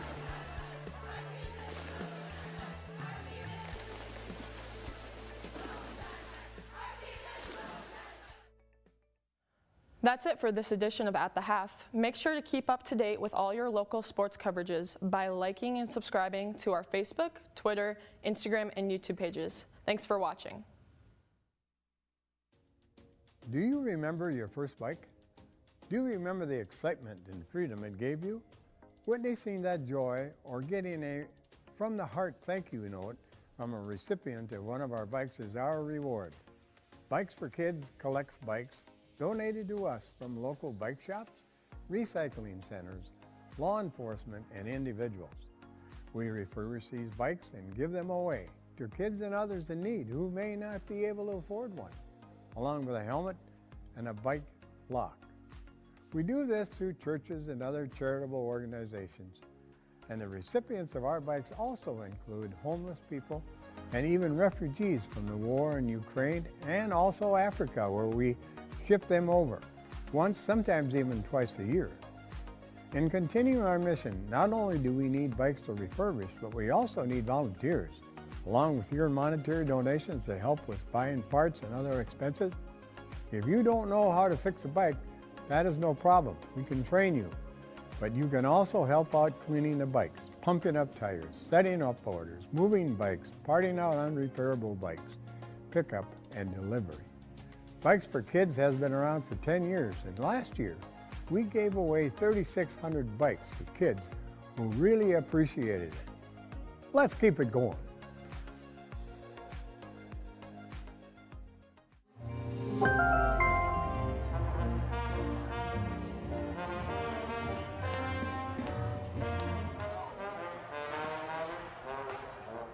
My name is Gene Schultz. I'm the chairman of the Servant Leadership Board here at United Methodist Church of Anoka. So this is our flagship event. We have kind of a couple throughout the year that do things for the community, but this is by far our biggest event. We have over 270 packed backpacks with school supplies inside them that we basically hand out to people that sign up to get them before the event. We also have bicycles inside, and we have over 20 community partners that are here representing their areas or their businesses. Volunteer-wise, we have, gosh, I'm going to say 100 volunteers from the church put this together. which is fantastic because everybody has a piece in it, whether they're people who are involved with the setup or the coordinating, or they're physically here working and manning a booth to give out hot dogs or popcorn. You know, there's certain things that everybody can get involved with here. Well, United for the Community is a backpack giveaway and more. Hope in the community is an important mission of this church, and providing that for everyone we can is the goal each and every day here at United Methodist Church of Anoka. And we hope to be able to serve everybody that comes. We've got food we're giving away, clothing, shoes. We've got games to play and information from lots of community partners, and school supplies in every backpack. So lots of things that are happening here tonight. So we actually moved here 3 years ago now, August of 2019. I know this was one of the bigger events that the church does, to be able to involve the community and give back to the community. Providing hope for the community is part of what we do as the church. And it's just a great event. So the first year that we could volunteer that we were here for, we were actually out in the parking lot because it was COVID in 2020. And then 2021, again, just as a volunteer, not as a planner. So this past year I got involved in the planning part because understanding that it was that big, and I think it's a great event to be able to give back to folks and to meet new people and to put all that together and see kids get what they need and families get what they need. One of the missions for United Methodist Church of Anoka is providing hope to the community. And if you look around at the different vendors we have, or the backpacks, or the musicians, or the meals that are going on, it's really about kind of fulfilling that value that we have as a group. There's always something happening here, a collection bin of one kind or another. So whether it's school supplies or hygiene items or clothing, they can drop off items almost any time during the year, or they can call the church office and go on the website and find out what the ministry of the month is. The website is at www.anokaumc.org. So I know in the past, and of course we were supposed to be outside this year, right? So you always have to have the rain plan, the backup plan. But they used to have bouncy castles and even more games, those kind of things to get people even more involved and to make it an even bigger kind of a family night. So not just getting your school supplies, but getting food in your belly, right? And then going and having some fun with the people that are around you. So if we can grow it back to that and have all those bigger pieces, yeah, that's kind of the plan. So UMCA, United Methodist Church of Anoka, if you Google us, we have a Facebook presence and we have an actual site, and all of our contact information is on there. We also have office hours, and Julie is our admin assistant. She's fantastic. You can call and leave a message anytime and she'll get back to you. And if it's United for the Community specific, she can get that to me or to JJ, and we can give you a call back, an email, whatever works best for you. If you want to get involved, that'd be great. Well, the United for the Community event's open to anyone. It's you don't have to be a member to come here. You know, we'll take anybody from the area to show up, and they can get a backpack. They don't need to be a member of the church in order to do that. But the people here that they can meet, the community partners that we have, they're not necessarily members of the church. There's people in the community that are trying to do good things too. So anybody can come to any of these tables, and we have hats and mittens for winter that we're giving away. You know, it's very inclusive, and I think that's one of the things about our church is really nice, is that it's so inclusive for everyone. Nobody should ever feel like they have to be pressured to join our church. They can come and just check things out and see what's happening.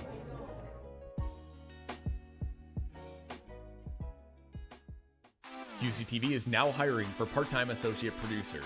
You can have a blast utilizing top-of-the-line broadcasting equipment, watching live events, and have fun all while being paid to be a part of our team. Production experience doesn't matter here at QCTV. Whether you're a 30-year broadcasting veteran or just starting out, we will make sure that you are equipped to be a part of our high-quality productions. Not sure if you have the time to commit to a fixed schedule? No worries. QCTV utilizes flexible scheduling so that you can pick the shifts that you want to work on.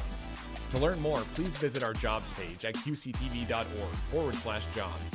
From there, you can learn more about this position, and if interested, submit your application today. Anoka County Brotherhood Council, also known as ACBC Food Shelf, is a community-based organization located in Anoka County, serving over 10,000 families per year. We have been providing our neighbors with food, clothing, and resources for over 50 years. Providing food to the community is our largest program, and we do this through a food shelf, a grocery delivery program for those who are homebound, and special food distributions available throughout the year. We value our participants' time and have appointments available online and by phone to ensure quick services, making it easier for those with tight schedules and transportation difficulties. The experience of the shopper is important to us, and we take great care in making sure our food shelf market is well stocked, especially with fresh and healthy food items, which can be more expensive for those on tight budgets. We want our space to feel like a grocery store, and we want our shoppers to feel they are cared for. When someone visits us, they will also have access to our family advocate who can provide assistance in navigation with other resources and partnerships. We also have a clothing closet which has clothing and household items for the entire family, a birthday bag program where parents can select age-appropriate theme bags for children up to age 18, and for low-income adults ages 60 plus, we are the only food shelf in Minnesota selected as a CSFP food provider, providing the opportunity for extra food items and nutrition education. We are blessed to be in such a great community that supports our work with volunteers, food donations, cash donations, and just sharing our message. We thank you for your support.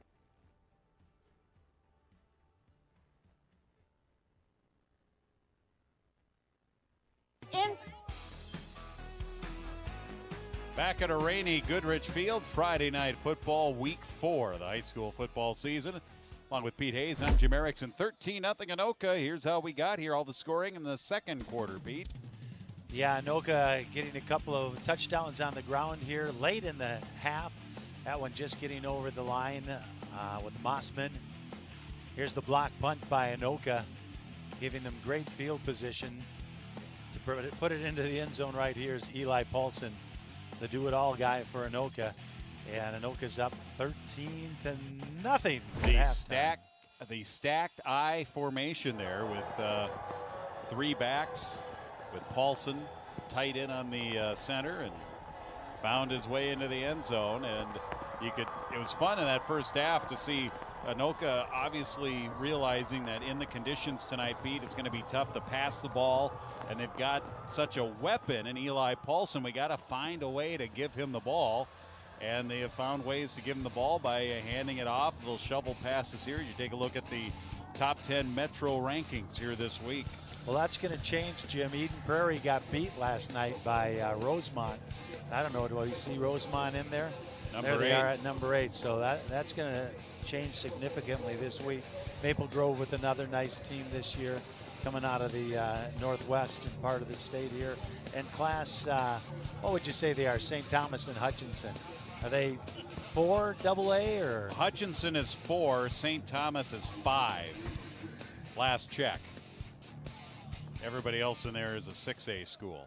Yeah, Shakopee who beat Anoka in the first game of the season, coming in at 2-1 in that rating, but they should have a good second half. You know, not a lot of explosiveness on Roseville part, and I believe Anoka gets the ball to start the second half. So if Anoka can get another one on the board, it'll look pretty good for them.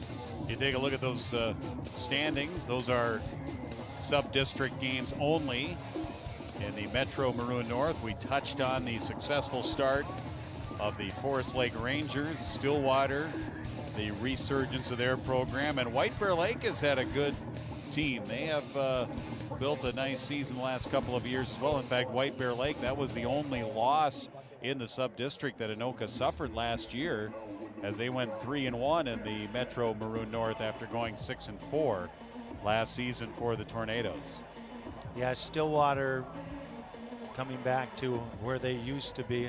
It's kind of funny, Jim, last year I was over at Stillwater, and Ricky Michaels is the AD over there, and he was whining and, oh, gee, we should move down to 5 AA instead of 6 AA, and here they're sitting, right. You know, knowing Ricky from coaching baseball over there against him, it's like, yeah, I hear you. Here they are. They got a really nice program going over there again in a nice community. Yes, right along the St. Croix River. Nice halftime presentation, albeit in the rain. The homecoming court, the king and queen candidates were announced and presented. Eli Paulson, this year's homecoming king, and Ashley Wongby, the homecoming queen, and then the dance line, the Anoka dance team. They were out there. They performed in the rain as well, which can be a challenge.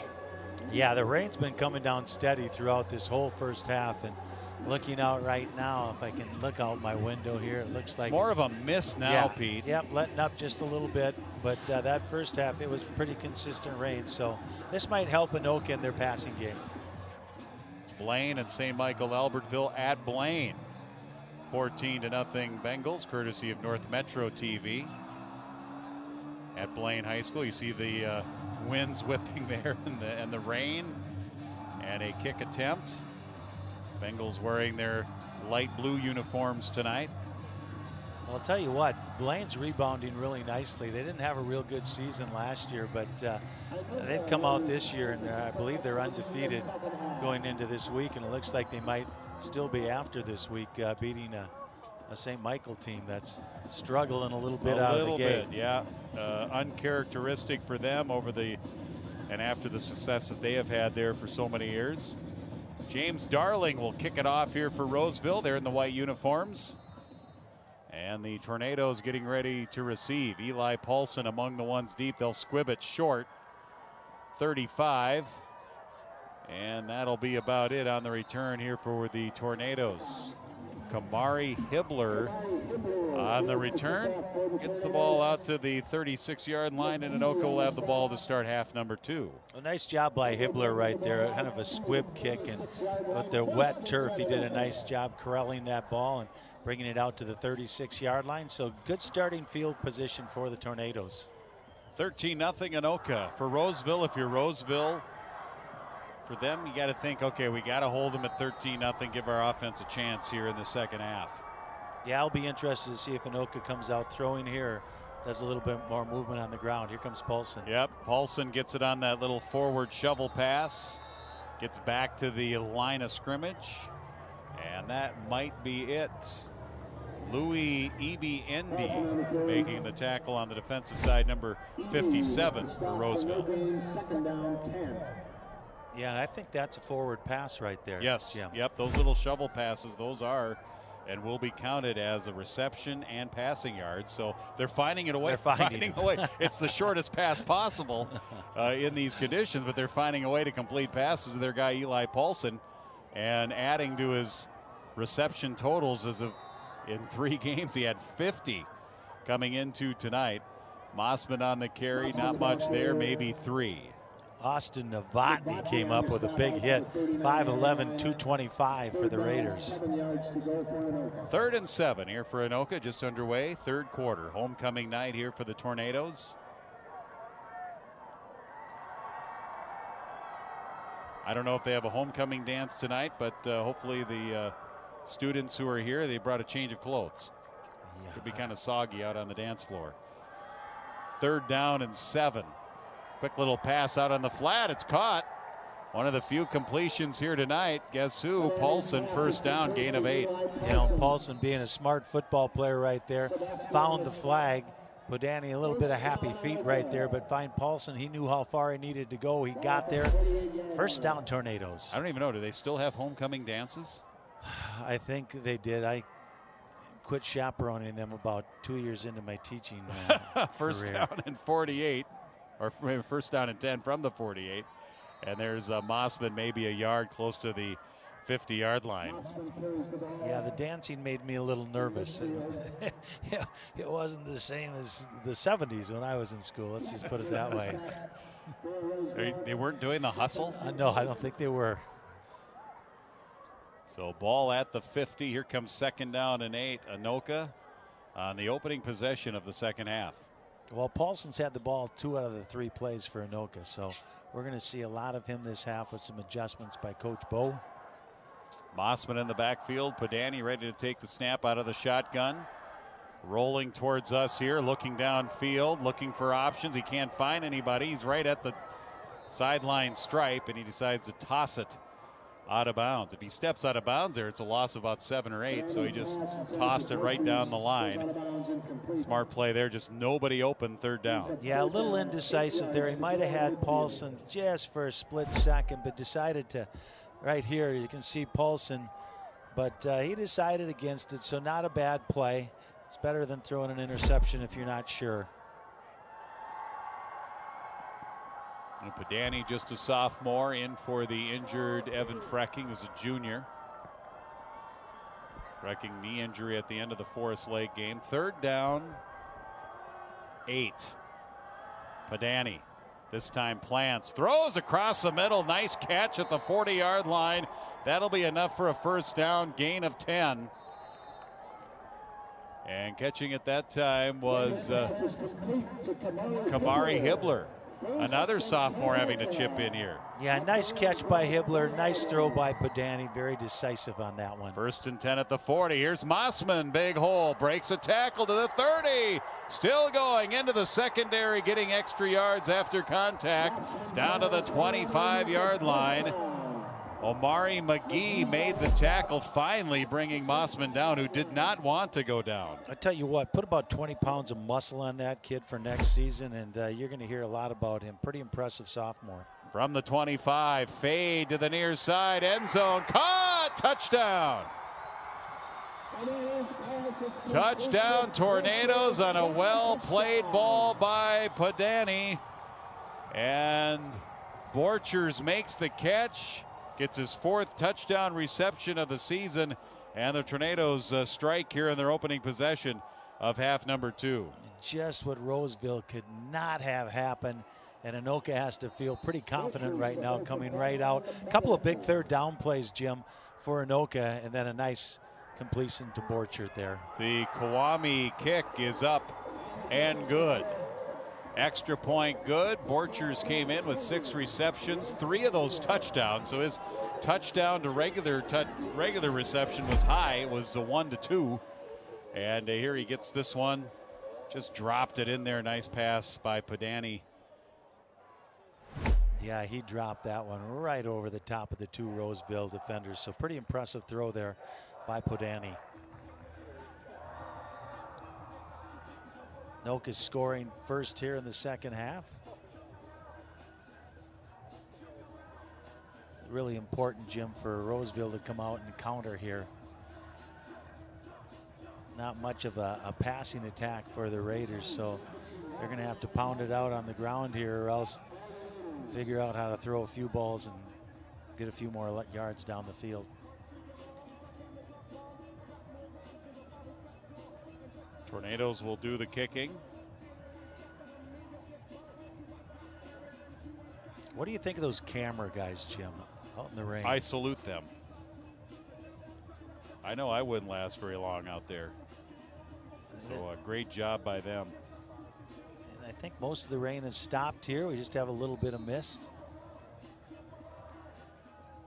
So it should be a little bit easier to control the ball here. The ball won't be quite as wet.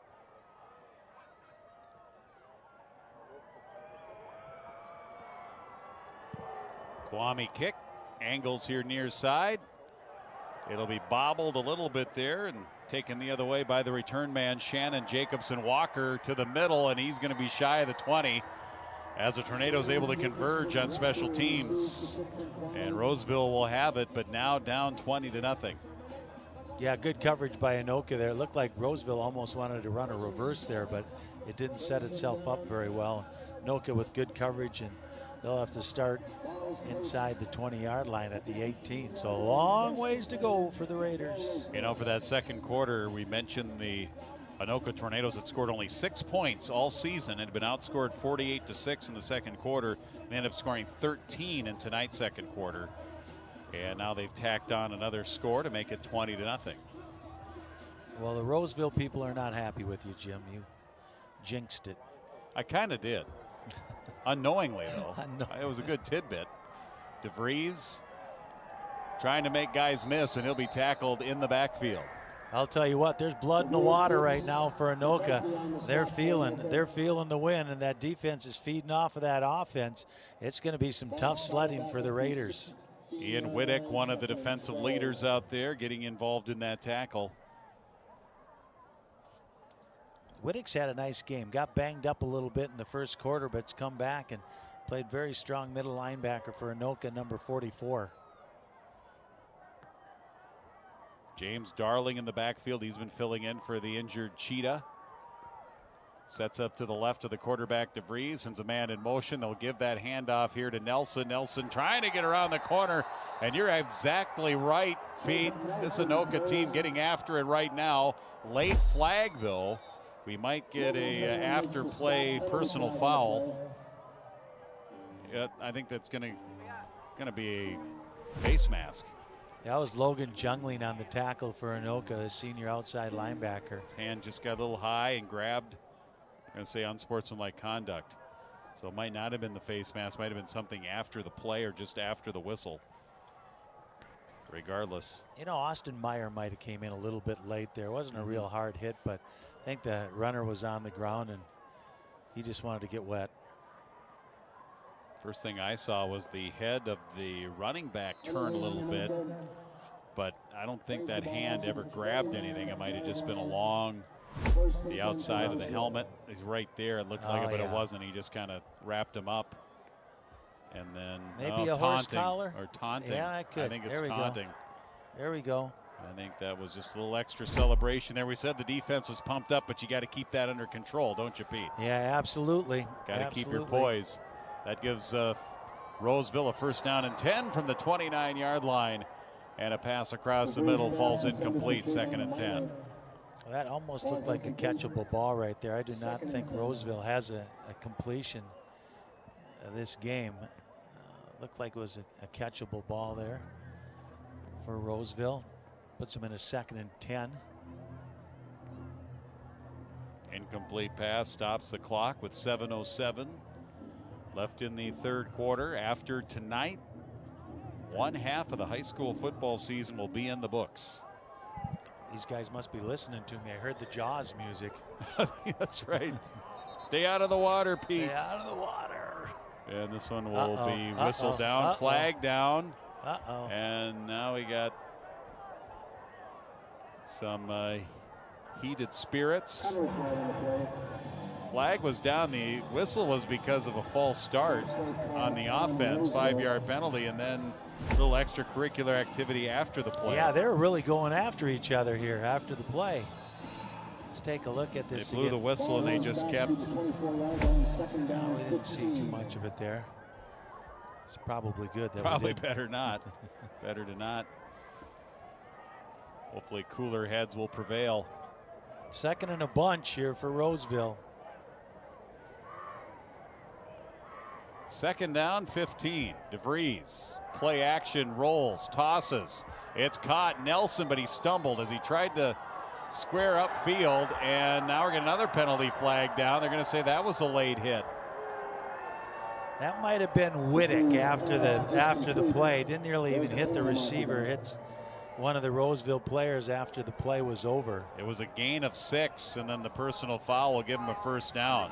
They're really calling those things close. 15-yard penalty, first down. All right, that referee mic's working now. I guess it doesn't work when it's raining. The player was already down, I guess, what they're going to rule there, but the Anoka player, it's tough for him to stop. Noah Thielen. Pass completed to Jacob Nelson. Roseville will take it, though, certainly. They get a first down out across the 45 to the 46-yard line. 2 wide receivers, 2 wing backs. DeVries will toss that way, intercepted, picked off. And his knee was down, so they'll whistle it down right there. Zohorski with the pickoff. Yeah, I think he was surprised. All of a sudden, the ball was in his midsection. He had the whereabouts to hold on to it right here. He was kind of shielded from the ball, and it came right into his arms. Nice job, good interception. Big turnover. Yeah, Wyatt Rothram. Number 24, wasn't it? 24 with 24, the pick. yeah. Yep. Wyatt Rothram, the right cornerback, with that pick. The rain has pretty much stopped. Might just be a few drops out there, and fans are hoping it's that way the rest of this first half. 4 wide receivers, 3 here at the bottom of your screen. First down and 10. See if Anoka can take advantage of the turnover. Mossman Gain of 4 on first down.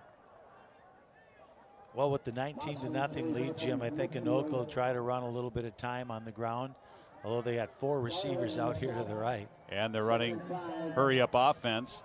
Second down and 5. Quick swing pass is caught to Paulson, trying to zigzag his way for a first down. He gets 4 of the 5 yards.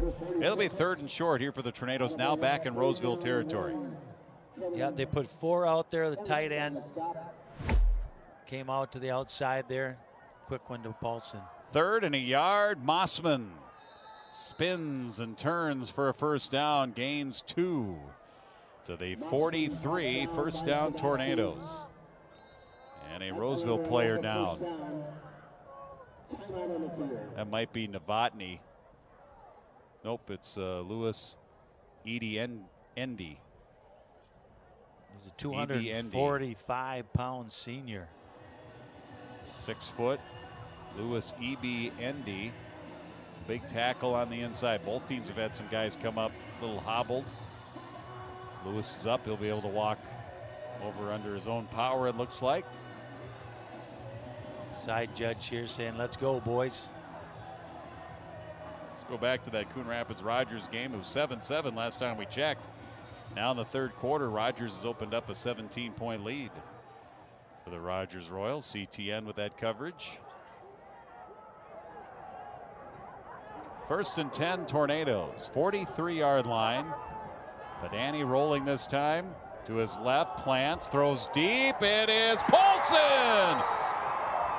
Great adjustment. That ball was in the air, and he adjusted inside the 10 to the 8-yard line.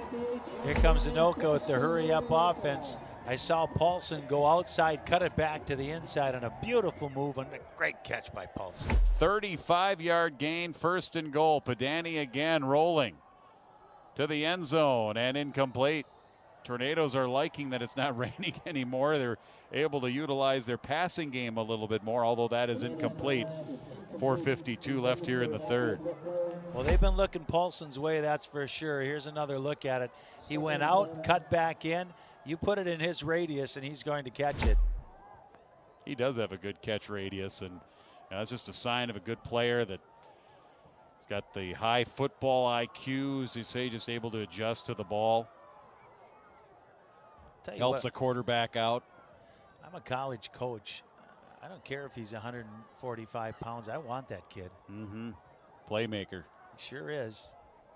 2nd and goal from the 8 here. Tornadoes trying to add to their lead. Mossman makes a cutoff tackle left side. He's to the 5, picks up 3 there. 3rd and goal. Reminds me of a Hunter Renfro or a Cole Beasley. Oh, yeah. Who's the Patriots guy? A little guy who catches the ball. I know all the very time. little about the Patriots anymore. Yeah, isn't that Ever the since truth? they got rid of Steve Grogan, I just stopped watching the Patriots. Well, that's a long time ago. I know. 3rd down and about 6. Man in motion. Padani wanted to throw right away. Now he scrambles under pressure. He'll go down. He will be sacked. One of the big defensive linemen, Hayden Heffernan, 6'3", 310 pounds, able to put the heat and get the sack.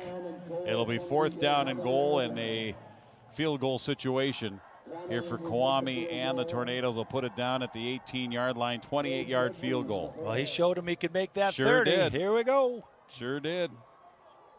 Again, Borcher's the holder. The snap. Kick is a good one. It is.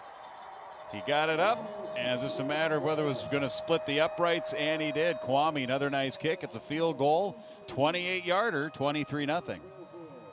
And there goes Jim, 23 push-ups since he scored 23 points. Me? Yeah, right. I have not done 23 push-ups. Can I do them from my knees? Yeah, that's okay. We'll let you. We'll let it go this time. Yeah, you need to give me about a 3-month warning so I can get in shape. So at 3:29 left here in the third quarter, 23-0. The Tornadoes coming out here and scoring A touchdown, and now 3 here off the field goal. 10 points in this third quarter for the Tornadoes.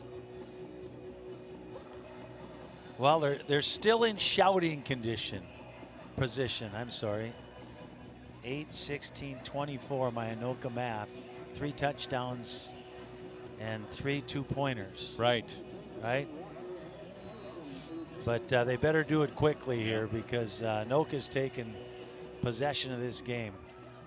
Yeah, Roseville, they need to limit their mistakes, turnovers, and will need a score here on this next possession, certainly. Kwame ready to boom it away. He has end zone power, and that's where this one's going to end up as well. Touchback. Roseville will have it at the 20-yard line. Down here 23-0 in the third quarter.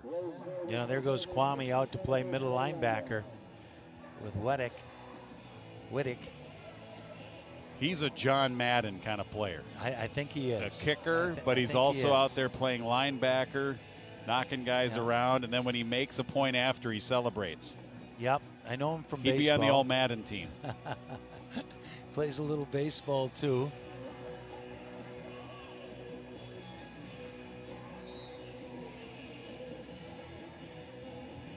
Big possession here for Roseville. They need to get some points on the board. They come out of the huddle. They're ready to go. First down and 10 from the 20-yard line. DeVries, the quarterback, looking to set up. Looked like a screen. Now he's going to have to scramble out of it. He gets hit as he throws. They're going to say fumble, no incomplete. One official threw his beanbag like it was a fumble. Near side official said incomplete pass. And that is going to be the official ruling. Well, we will know because our camera crew is always right on there. So here we go. Pressure from behind. Pretty close. That is pretty close. That was Zachary Welch on the pressure. I think if they went to New York, it would be a fumble, but we have no New York here. So because the helmet kind of hit the arm, and then the fumble came out. Whether that helmet stopped the arm from going forward, who knows? But live, it looked like his arm was going forward. Yeah. Because of the helmet there, it kind of stuck the hand, then it kind of came out. Now, what if your wrist is in motion? They never bring up wrist. It's all about the arm. His wrist was in motion, which you can just throw with your wrist. Here's a nice pickup on 2nd down and 10, and Roseville will get a first down out across the 30 to the 32-yard line. Well, it's nice to see 25 Minor picking up some yards. He had a nice first half, just a sophomore, 6 foot, 170 pounds. So nice first down there. Recovery by Roseville, trying to get something going here in the second half. Ball at the 32-yard line, and they do need to get something going here. Down 23-0. They'd like to put together a nice drive. Still with the entire fourth quarter yet to play. Nelson in motion, play fake. DeVries hit. He thought he had a hole, and then he got drilled. Yeah, that was a good stick right there. I think that was... Is that Kwame? I think it was Kwame. Filled the hole. Yeah, right there. Right Kwame. there, number 14.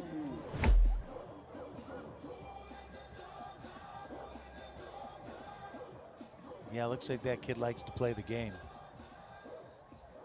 And that's what it's all about, having fun. Yeah. You know, it does not help Roseville losing Cheetah. That's for sure. He's a big part of it in the first half. 2nd and 9. DeVries, little toss across the middle. Man open and incomplete. Wanted to go to Minor, and a big stick that jarred that ball loose by Noah Thielen. Number 25. Let's see the hit here. Yeah, he was really set up right there. I'll tell you what, the ball was getting in there about the same time that Thielen was. And you feel sorry for Javon Minor, I believe. Yeah, Minor shaken up. He had that ball, and then in came the hit and the shoulder pads.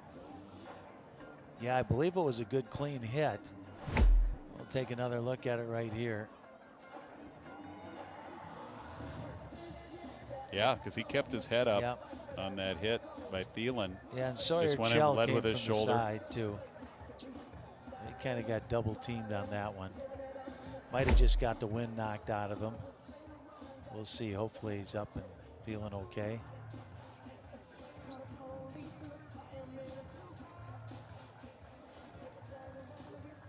Got dinged up a little bit. Got that helmet off. He's able to walk under his own fruition over to the sideline here. We've seen a lot of that tonight. More on the Roseville side, but Anoka also had some players shaken up early as well. Hope that Minor's okay with 1:58 left to go here in the third quarter. 3rd down and 9 for the Raiders. Good commitment there by the Roseville fans. Red, white, and blue was their theme, and they're still out there. Face paint, running in the rain, just doesn't matter. No shirts. 3rd and 9. There's a slant. It's caught. 1st down. Across the 40 to the 44-yard line as they hit Belton. Nice timing, nice pass. DeVries put it right on his numbers. Yeah, DeVries a little slow getting up. He got hit pretty hard in the backfield, completed the pass. A big, tough kid. He's back up and said, let's go. Nice pass by him for a 1st down. And now here comes the rain again. We jinxed it when we said it was done, and hopefully it'd be done the rest of the half. 1st and 10. Ball just shy of the 45 here for Roseville. DeVries after the 1st down. High pass up for grabs. Intercepted. That's Sawyer Chell. Good coverage down the field. Chell went up and got it. And the Tornadoes will have it about their 35-yard line on the pick. Yeah, Sawyer Chell, a really good athlete for the Tornadoes. He's their #1 cover guy, the only starter back in that defensive backfield from last year. He saw that thing up in the air and he said, that's mine.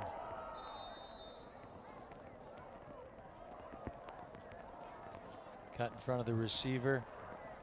Anoka takes over in their own territory at the 35.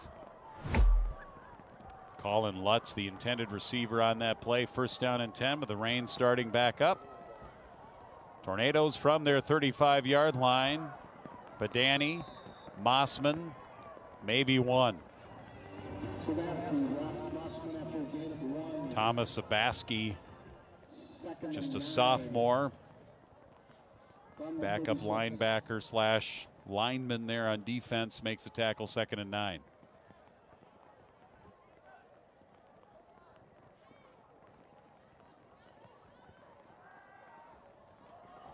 The pass by Padani. He sends one up high and towards the far sideline, incomplete. DeVries on the coverage. Both the defensive back and the receiver made the adjustment to the outside, but it falls incomplete. It'll be 3rd down and long. Yeah, DeVries didn't get turned around too quick there where the Anoka receiver did. I think it hit him in the hands and ended up losing him. Would have been a tough catch, but it was right there. A good throw by Podani. Afia Beekwe, the intended receiver. Haven't called his name much because they just haven't thrown to the receivers much. Beekwe had 5 receptions and a touchdown last week against Burnsville. Badani looking that way again, and it's almost intercepted, then caught by Paulson on the deflection. To the 40, 35, cuts back into the 30, there he goes. 25, and he is going to score.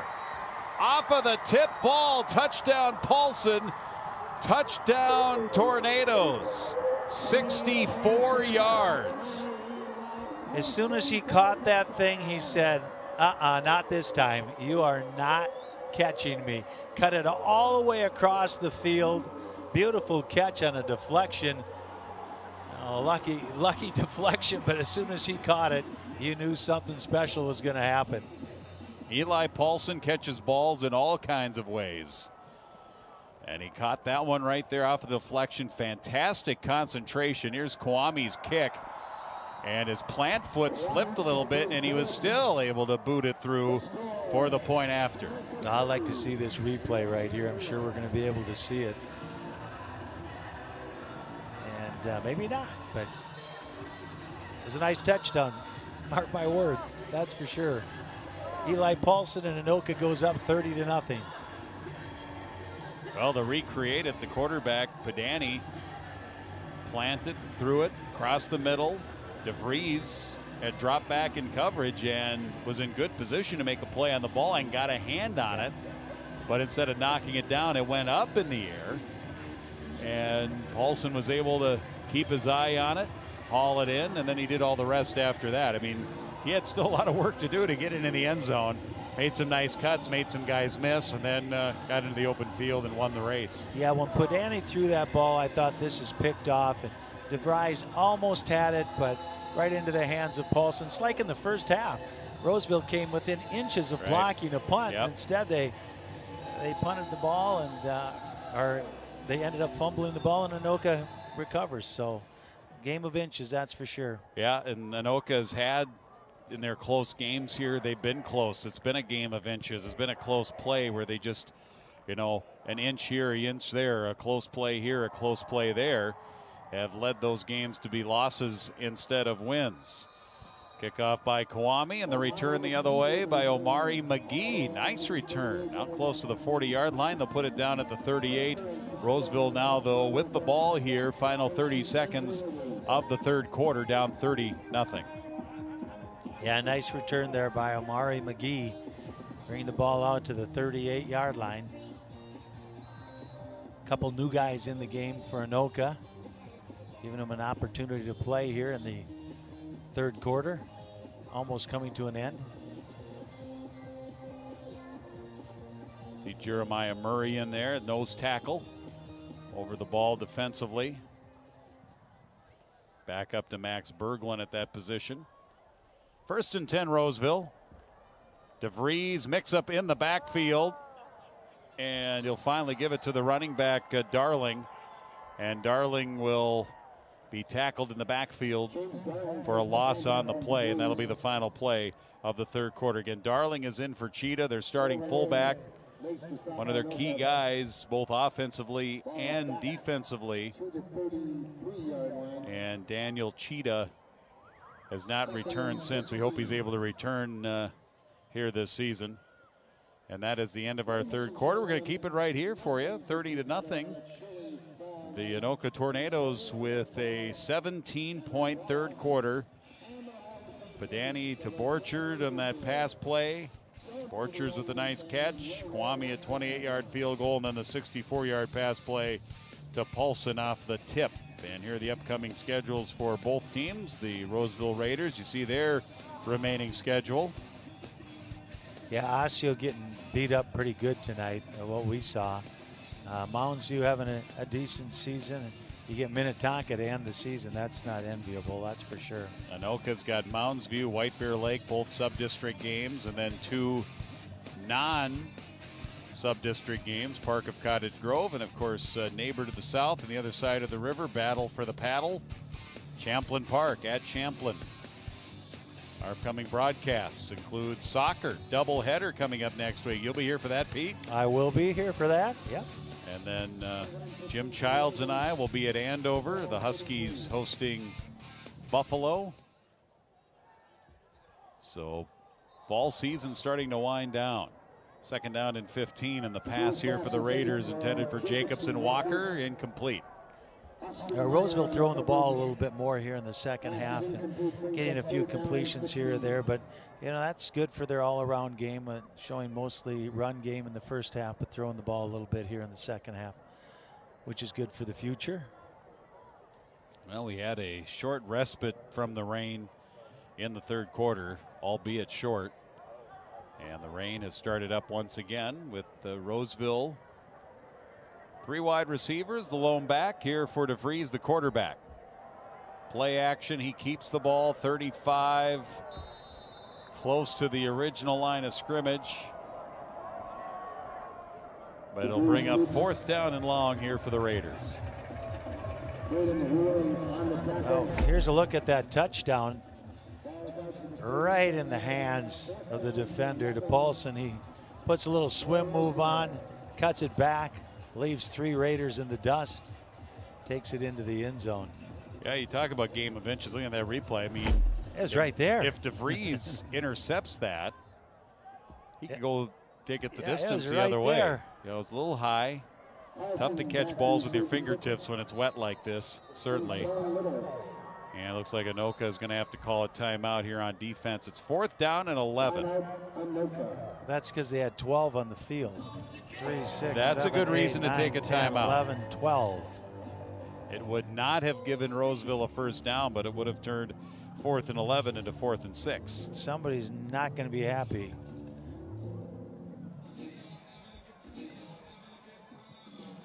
They're going to bring the house again, but they're going to bring an extra to the house.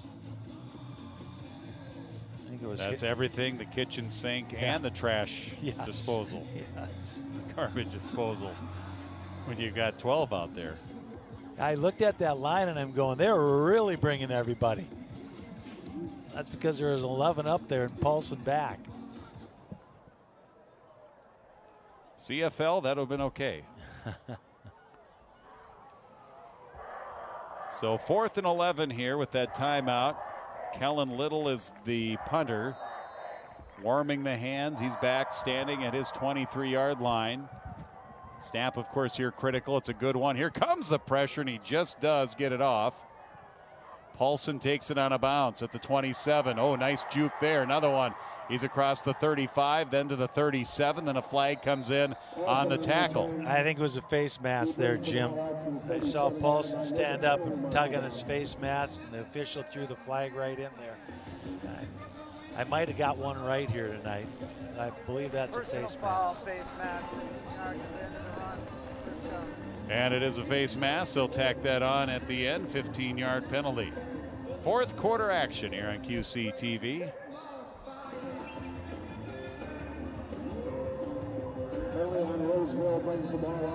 Rainy night here in the Halloween capital of the world. Yeah, gloomy night fitting of Halloween.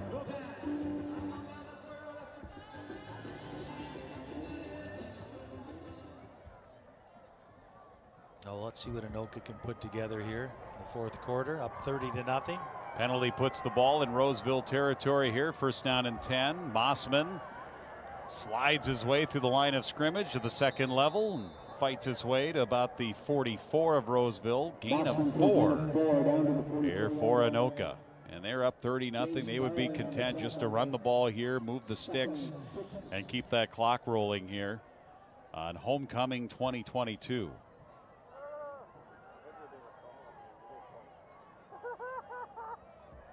2nd down, 5.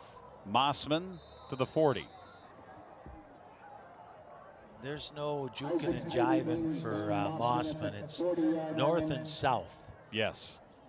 He looks for a hole and he hits it and he goes straight ahead.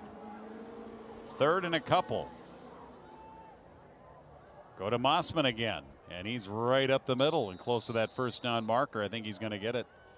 Needed to get inside the 43, and I think that's exactly what he did. They'll move the sticks, keep the clock running. 1st and 10, Anoka. He's got a pretty good night going here, Jim. You know, very workmanlike. He picks up 5 here, he picks up 5 here, then he might get it 10. But I bet you look at the end of the game here, and he has a pretty good stat. He's a sophomore again. That sophomore crew that is getting all the experience here. 5'9", 165. And he runs downhill. 1st and 10 from the 38. Zahorsky, the new back for Anoka. Padani will throw it near side. Some contact down the sideline. And the Anoka sideline wanting pass interference. They did not get it. Incomplete. Yeah, nice toss right there by Podani. Looking for a one-on-one on the outside. Just overthrew his receiver by a little bit. 2nd and 10 for the Tornadoes. And sophomore starter Peyton Padani. First career start last week, and he throws for 324 yards. That's got to be a record for debuts, at least for a sophomore. Here's a little toss, forward toss for Paulson. Gets to about the original line of scrimmage. It'll be 3rd down and 10. Yeah, he's probably not going to have a bad stat line this week either, especially with that long one to Paulson. That kind of helps. It's like Paulson's coming off limping just a little bit.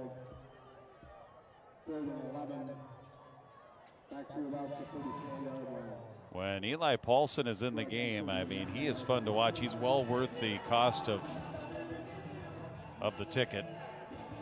Well worth the admission. even in tough conditions like tonight, the Tornadoes have found ways, creative ways to get him the ball. 3rd down and 11, just inside the 40 here for Padani. And whistle, and it'll be a dead ball.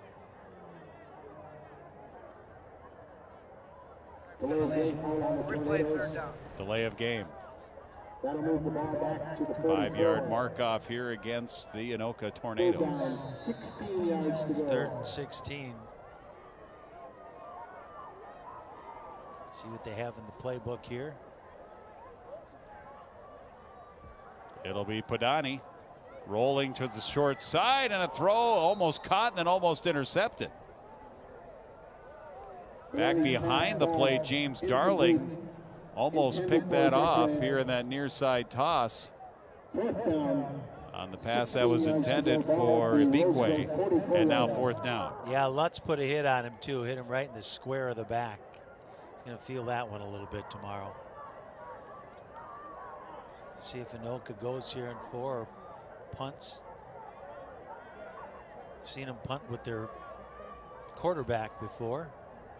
I don't know if Podani can do it. Right. Like Frecking can. And the new back in there is 34, Wyatt Rothram.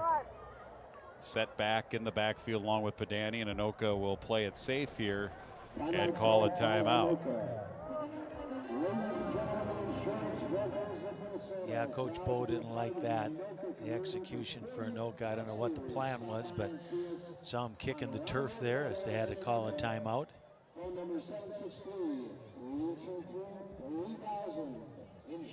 You know, it really hurt Roseville in that first half, losing Cheetah. Yes. You know, on both sides of the ball. Such a physical player. Yeah, you kind of see them wearing down a little bit. You know, you could see that towards the end of the 2nd quarter.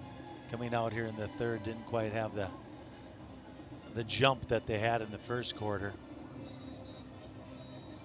And they're already thin coming in with injuries.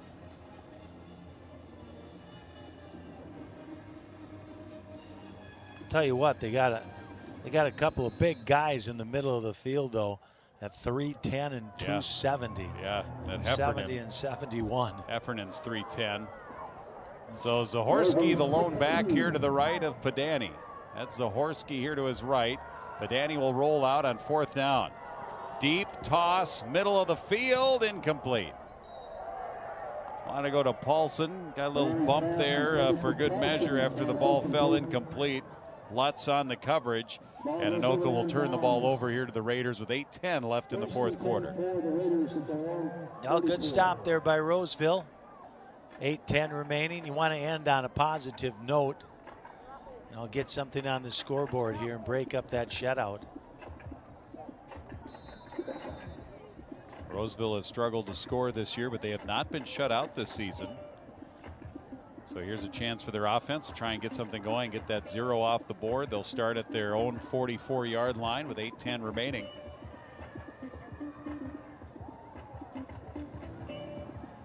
See Austin Klein, a senior linebacker for Anoka, seeing some of his first action. Also 21, Kamari Hebler out at that corner position for Chell. 1st and 10, and new quarterback in the game. And the handoff goes to the running back with Darling, who has been in the place of Cheetah here tonight, and gets a nice pickup on 1st down. He's going to get exactly 10 yards, and that's a 1st and 10. New quarterback is Travis Vandervoort. Travis Vandervoort, number 13, 5'8", 150 pounds. He is a junior, now running the offense here for the Roseville Raiders. Check that, it's not 13, it's 10, it's Parker Gangle. 13 is in there now, but he's now the left halfback or wing back. Gangle the quarterback. And on 1st down, pick up a short one there for Darling. In fact, they'll give him no yards, 2nd down and 10. Cole Reen, sophomore outside linebacker for Anoka, making the hit. Like you said, a lot of sophomores getting playing time for Anoka. 2nd and 10.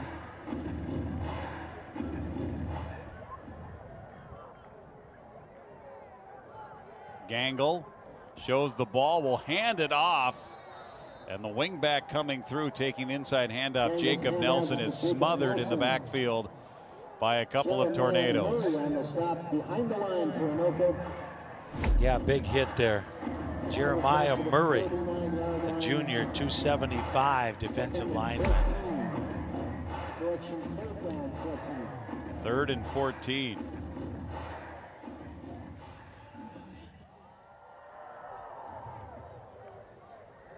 Anoka faithful, many of them have stuck around here despite the rain tonight. Others probably went to their car and streamed the game here on QCTV on their phones. 3rd and 14 to the far side. Across the original line of scrimmage, and that's about it for Darling. Well, I'm sure they're going to go for it here on 4th down. Got nothing to lose. That was either Nelson or Darling, 16 or 15 there for Roseville. Might have been Nelson. Regardless, 4th down and 9 to the 44-yard line.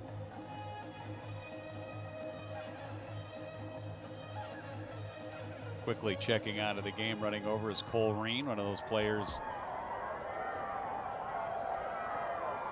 here getting a chance to play for Anoka. Here's the toss by Gangle, up for grabs, will be picked off. Tornadoes grab it at the 26 to the 30, and the nice return out to the 40 to the 45-yard line. So a nice return after the pick. The interception and the celebration by Gerard Hurst, junior defensive back. And he's pumped up about the pick. And that'll turn it over here to the Tornadoes with 5:34 left. Yeah, he's a little fired up. The coaches grabbed the ball, said, get it here, so they could get it in right before he got an excessive celebration. But nice pickoff for him, and pretty happy about that. So good for him. Anoka will take over 1st and 10 on their own 47. 47-yard line here for the Tornadoes. They're subbing down here on offense as well. And new quarterback in there. Is that number 18? Yeah, I believe so. Caleb Schur. Caleb Schur. Another sophomore. Boy, this sophomore class, it's almost endless. Whenever we talk about a player, oh, another sophomore, another sophomore, another sophomore.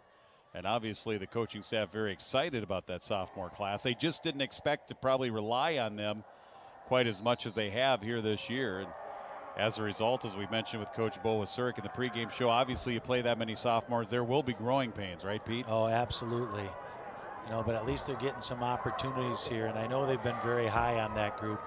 I know they had a really good season last year as 9th graders. 1st and 15 after a 5-yard mark-off and penalty. And the handoff this time goes to Lakin Zahorski, getting some carries. Guess what year in school he is? Zahorski. Could he be a sophomore? Could he be a sophomore? Yes, he is a sophomore. And he gets the carry there, about a 4-yard pickup. 2nd down and 11. At the 46. Quick toss, caught. Farah here out on the near side flat. Well, I'll tell you one thing. They got substantially smaller out there. Yes. Shear is the quarterback. Put that right on the money. A little swing pass. Gains 6 after that penalty. 3rd down and 9. Clock running, 4.5 remaining in the 4th quarter. Homecoming 2022 here for Anoka. Quarterback Shear, everybody in unison, turns their head to the sideline to get the final part of the play call. And they go on the ground with it. And a decent pickup. Parker Seaman, another sophomore, bring up 4th down. 6 yards to go for Anoka. Well, they're going to go. Yeah, 4th down and 6. See the young players here seeing some time under the varsity lights. Opportunity to go for it here on 4th down and 6. And the cameras are flashing in the crowd from the parents of those sophomores getting their first varsity experience. Shear keeps trying to get to the corner. He does. Does he get enough down the sideline for the 1st down? He goes out of bounds just inside the 45. That'll be shy of the first down off of the keeper by the quarterback Shear. And that'll turn it over here to Roseville. Almost got enough, but there at the very end was forced out of bounds. And Roseville will take over at the 45-yard line, first down and 10. Roseville takes over first and 10 at their own 45-yard line. Well, you got to like it when you can get all these guys into the game that usually don't get into games. They work just as hard as those starters. They're an integral part of the team, and to be able to play on Friday night lights instead of Saturday morning is pretty cool. Well, a lot of time those reserves and backups are the ones that help the starters get better in practice. Exactly. First and 10 from the 45. On the ground, this is Nelson. Nice little carry inside the 40, inside the Anoka 40 to about the 36-yard line. Jacob Nelson took the handoff from Parker Gangle, and one of the longest pickups from scrimmage here tonight for the Roseville Raiders. Yeah, still 3 minutes remaining here, Jim, and the second unit probably for Roseville against the 2s or 3s from Anoka. 18-yard pickup on that carry, first down Raiders. Gangle, Nelson in motion, he gets the handoff, trying the sweep on the far side. He gets positive yardage, gets the corner, and he's down close to the 30-yard line. Second down. Yeah, Roseville would like nothing more than to try to break up this shutout, have some positivity going into next week's game. Their game next week, they host Osseo. They'll be at Roseville High School. I'm going to assume that that is their homecoming.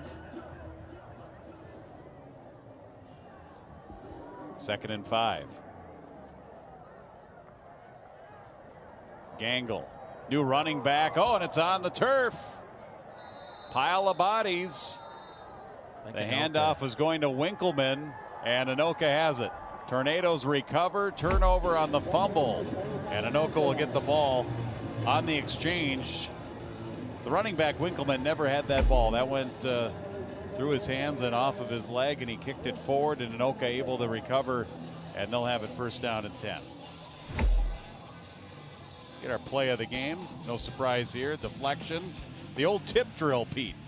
Man, I'll tell you, that first move he made after he caught it off the tip was pretty impressive. Yeah, Eli Paulson having another nice game. Certainly not the numbers. He's going to be shy, I think, of double-digit receptions. We don't have official totals or stats here, but it was just that type of game here tonight because of the conditions. They couldn't do what they've normally done and what they've done here so far this season, but they found other ways to get him the ball. Zahorsky there with the carry. Here's number 34, Lakin Zahorsky. Gain of 6, second down and 4. With 90 seconds remaining in homecoming game here for Anoka. False start offense. You know, we saw Zahorsky against Forest Lake, and he's another one of those sophomore backs, and he's not bad. You know, he's another kid who goes north and south and hits the hole. He had some good runs against Forest Lake, and you know, they got a couple of nice-looking sophomore running backs. Caleb Shear has come in and played a mop-up role here at quarterback for Padani, who got the offense going and led them to those touchdowns and those offensive scores that allowed them to take advantage of situations. And a nice run here. Zahorsky again showing that he's tough to bring down. He's close to midfield out to the 49-yard line. Yeah, that was a nice run right there. Brought about 3 tacklers along with him, picking up probably 10 extra yards there. Under a minute now remaining.